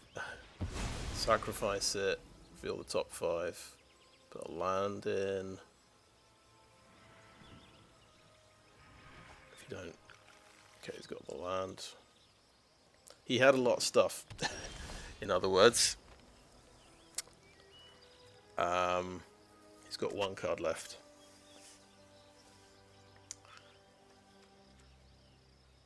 I was seeing ghosts. I got paranoid, so I might have just.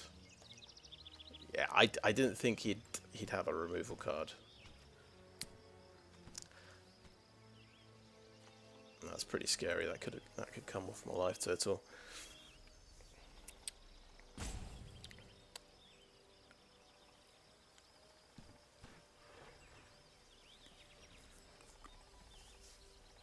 so we can push through 2 damage. I think... right, so we can swing for 4 with this guy. Tap, gain a life, and scry. We've got no timeouts left. That's good. That's a nice big creature. So, we don't know what he's going to have. We'll just try and block with everything.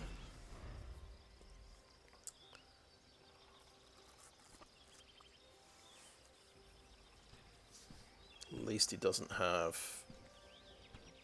the guy who could pump the team. I didn't really read this properly. Oh, right, that can get pumped.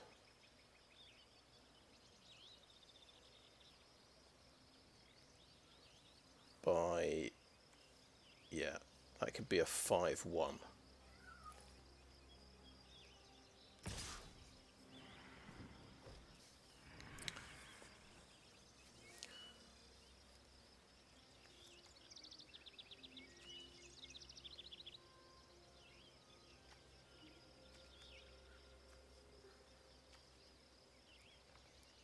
So,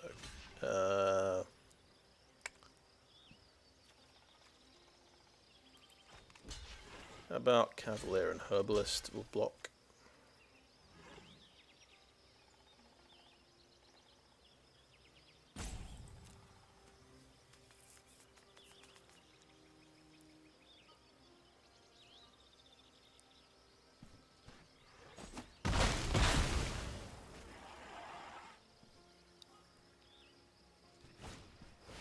Okay, he's got a huge creature. Fine.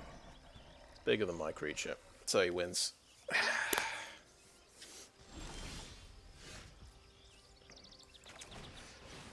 That's interesting. I just voluntarily chose an unfavourable block because I thought he had... I assume there's an instant trample card he must have had. And... yeah, I could have...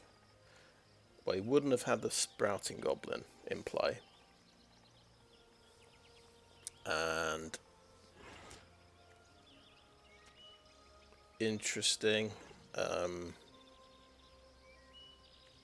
Yeah, so he got the big creature. I mean, we never killed the Sprouting Goblin. He's had that since the start, so he's been able to just deal with his excess lands pretty easily.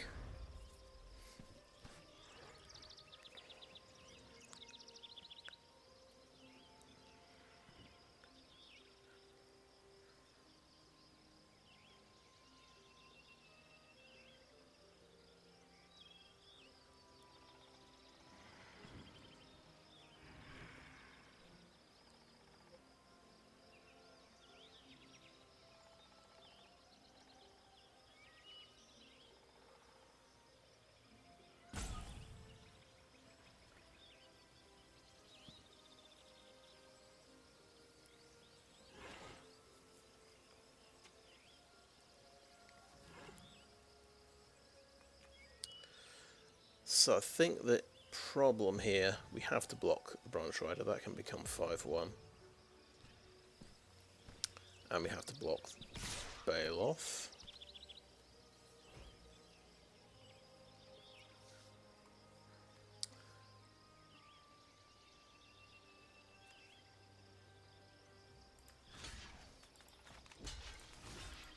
Might forget to pump the Branch Rider, but seems unlikely.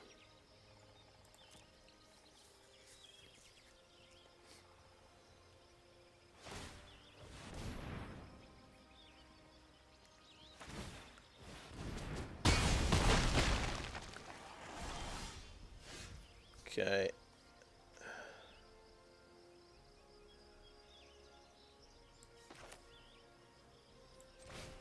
Doesn't have haste, unfortunately.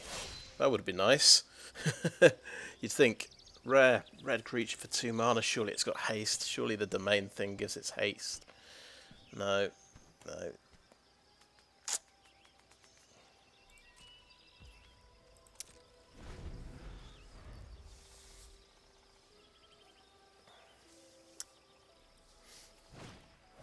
Yeah, yeah, removal as well.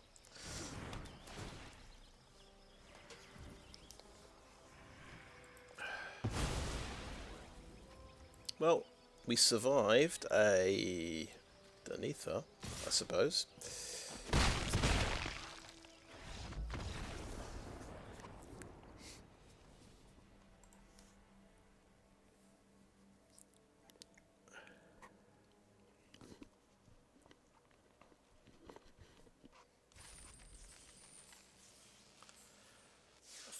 Yeah, I was talking about the sort of blocking at the end there. That could have been better. I was like playing around some kind of combat trick, but I think the real story there was he had consistent card draw. He was from sacking his lands, so he's turning all his excess lands into cards. So that's obviously he's going to outpace me pretty easily doing that all game. Okay, we've got another Sylex. So the theory is we just play as normal, as if we don't have a Sylex, and then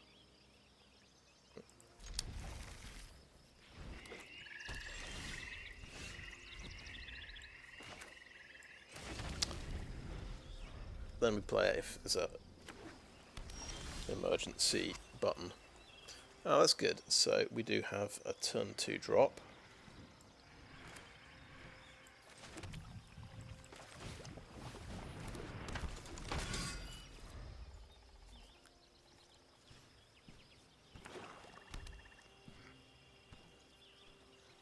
So this is a lot of colours already.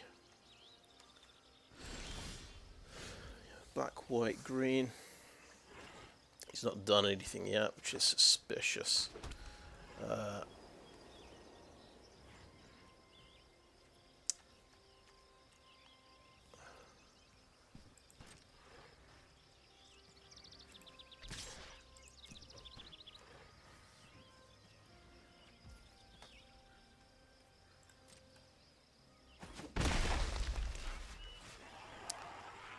Okay.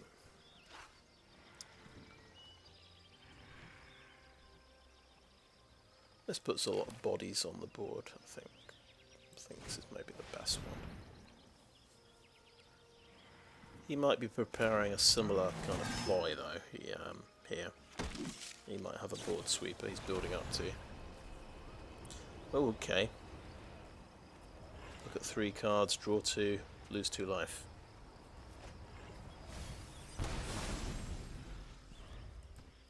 It's a bold move.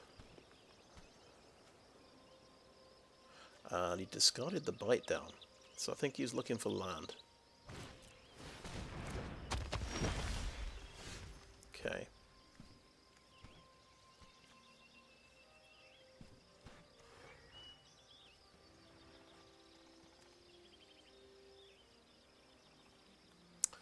Big creature.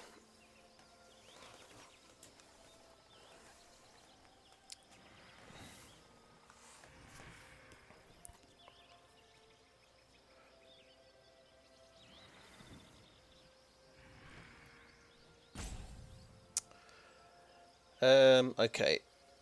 Here's my theory. We don't attack with the Knight of Dawn's Light. We attack. We enlist Knight of Dawn's Light here.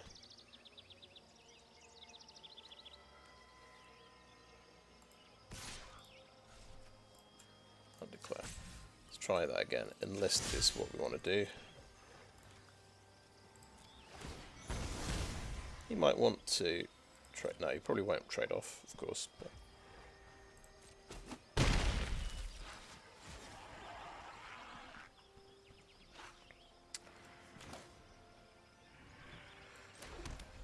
right, the Balduvian Berserker.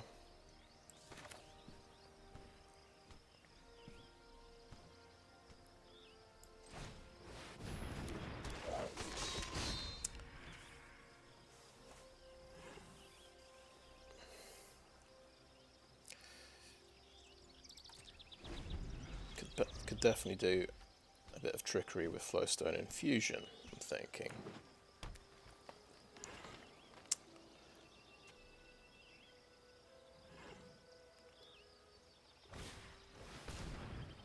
Oh, cool. Now he's playing a creature first. He didn't kick it. This can actually work out really well if he attacks. No.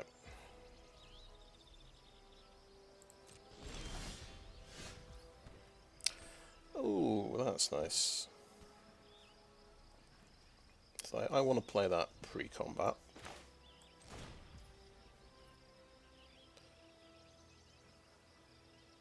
Oh yeah, black is painful.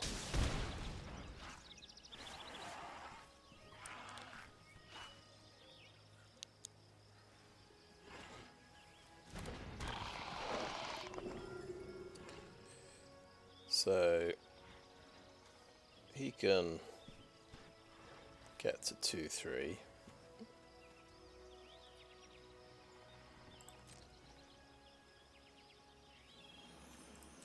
That's going to enlist. And that's going to enlist as well.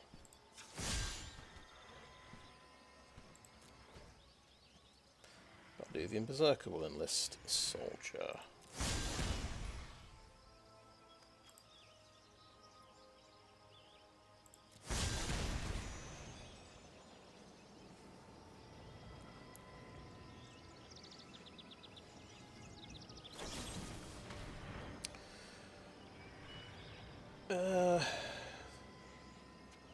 Destroy creature with total power and toughness 5 or less. Interesting. I can't boost his power and toughness, unfortunately.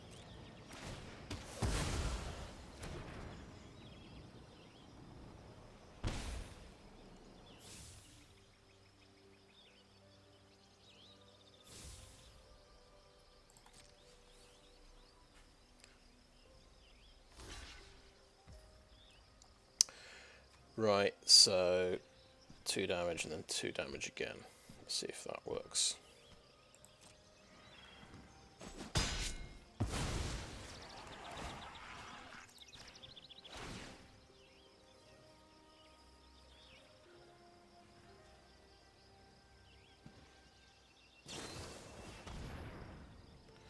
Deathtouch and indestructible till end of turn. I don't think so.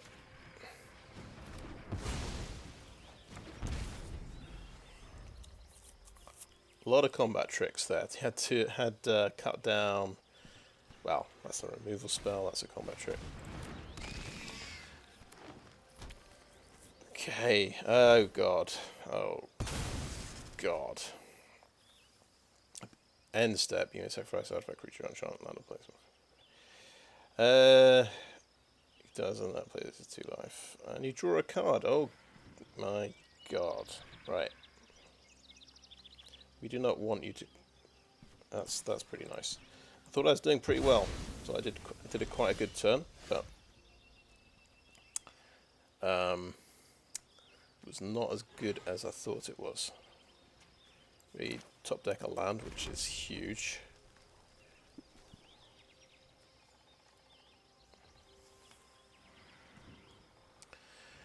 This could be a Sylex turn, I fear. Unless, of course, he sacrifices an artifact to blow it up. That would be very impressive. I think we will swing in like so.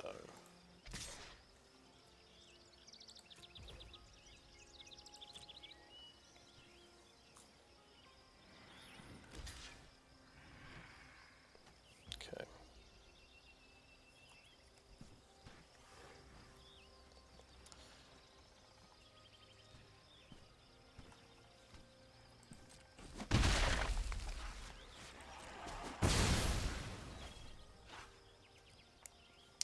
And yeah, we'll play the Sylex now, because that's the only way we're going to get rid of Braids.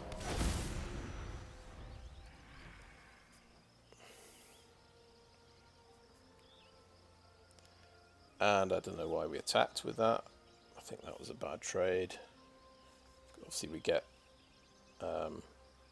even more direct damage if that's on the board when the Sylex goes off.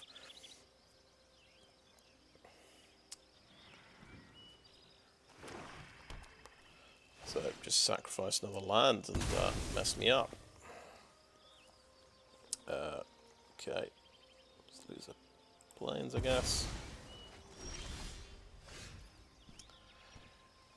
We've got to pay 3 for our Sylex.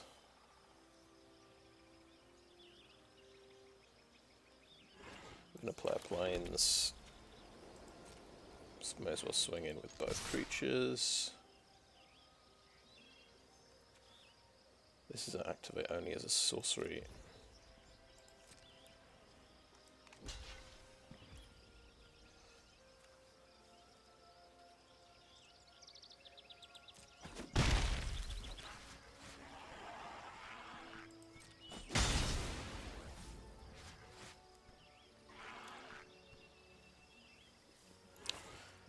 Yeah, tempting to just keep hitting him with the knight.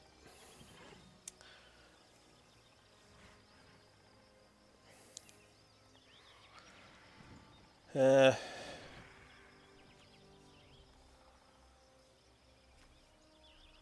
kill the Braids. Kill the Braids.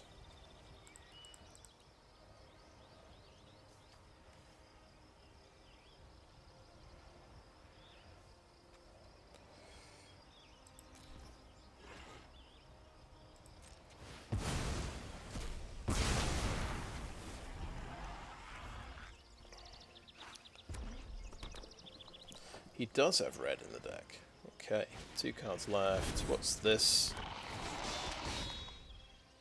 Turn target creature card. Of course. Nice.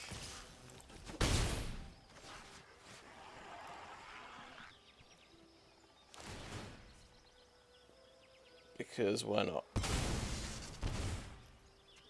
Alright, sacrifices himself so he draws a card. That's pretty smart. Okay, do we wait?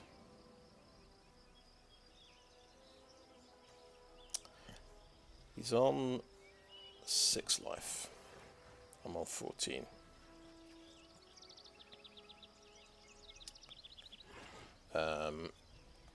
If I flash this out at the end of his turn, it is going to be 2 more damage. I think, yeah, we'll try and just flash this out end of his turn.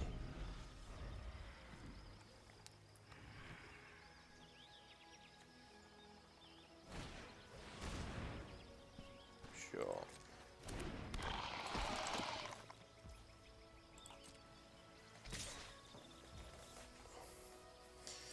Well, we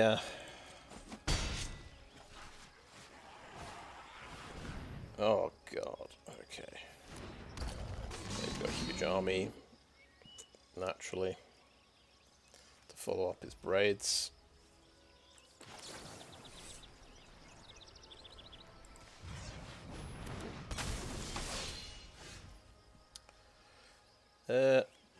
Just try and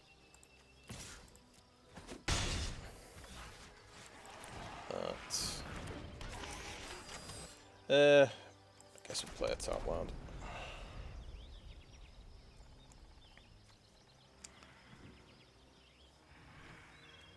That's got Menace, can't even block it.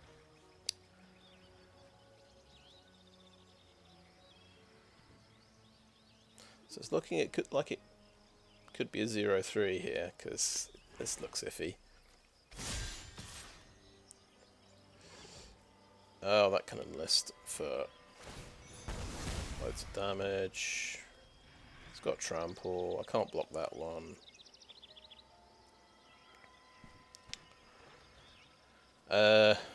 So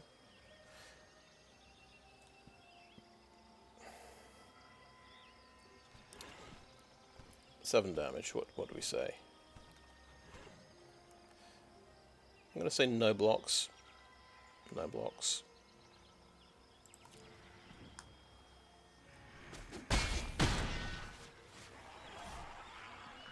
A few cards I could top deck. Samite Herbalist.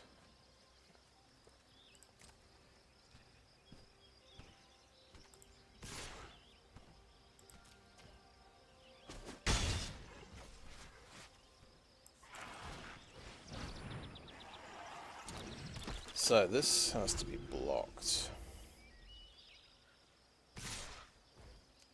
Okay, right. So you get 2 damage through with that guy. Oh wait, yeah, because he can scry. Okay, colossal growth. Yeah, this does trample and haste. Yes, I was right to be worried about a trample and haste spell. Okay, great. Well, there we go. 0-3, good start. Thought my deck was good, gotta say, but yeah, combat tricks happened, I think, and yeah, stuff happened. We had Braids that game, we had Denetha the game before.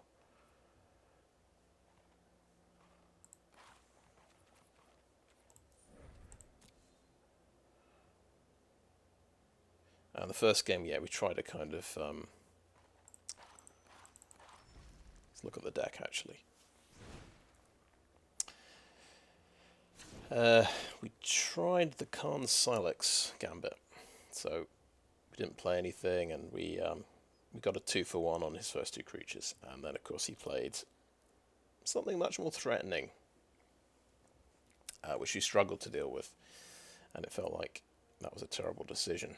That was the first game. Maybe that was actually the game I had the best chance of winning if I'd played differently. Second game was the Denetha game, and he had that consistent card draw with the guy that could sack lands to draw cards. That after I took out Denetha, that just kept the momentum up for him. What happened in game 3? Well, he got Braids. And I nearly won, but he had a giant growth to finish me off. So, yeah, sometimes it just doesn't work out. But what was the mistake I made? Okay, so in that last game, I swung in with Elas Ilkor, and that let him just trade it off for a 3-2. This is huge. This is huge. Because he won that game on 2 life. If I didn't swing in with that guy, and it was around when Khan Sylex went off, it's around when 2 of my other creatures die. He loses 2 more life. So it didn't seem like a bad decision to swing in, but it was, yeah, very by these small margins, yeah, they can decide games. So yeah, yeah, that definitely would have won me the game. Just 2 more points of damage from this guy.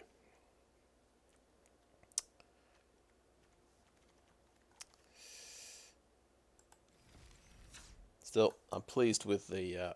It's the best name of any deck I think I've come up with, so I'm happy with that.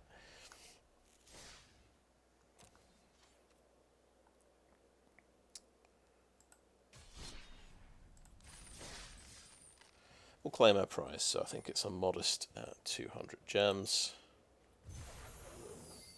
Yeah. Right, and that's a video for what it's worth.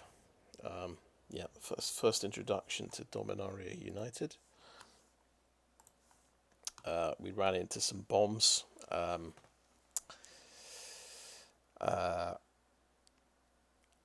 know if I don't feel like I played too badly, but I'm sure there's, if I look at the recording, there's going to be a few more mistakes I think I got, yeah, there's definitely one mechanic I got confused about, I think, in game one. But yeah, I think onward and upward. I think this is a learning experience. I think that's an unusual number of bombs to run into in your first 3 games as well. Braids and Anetha. Fair enough. Well, anyway, that is a video, so thanks for watching.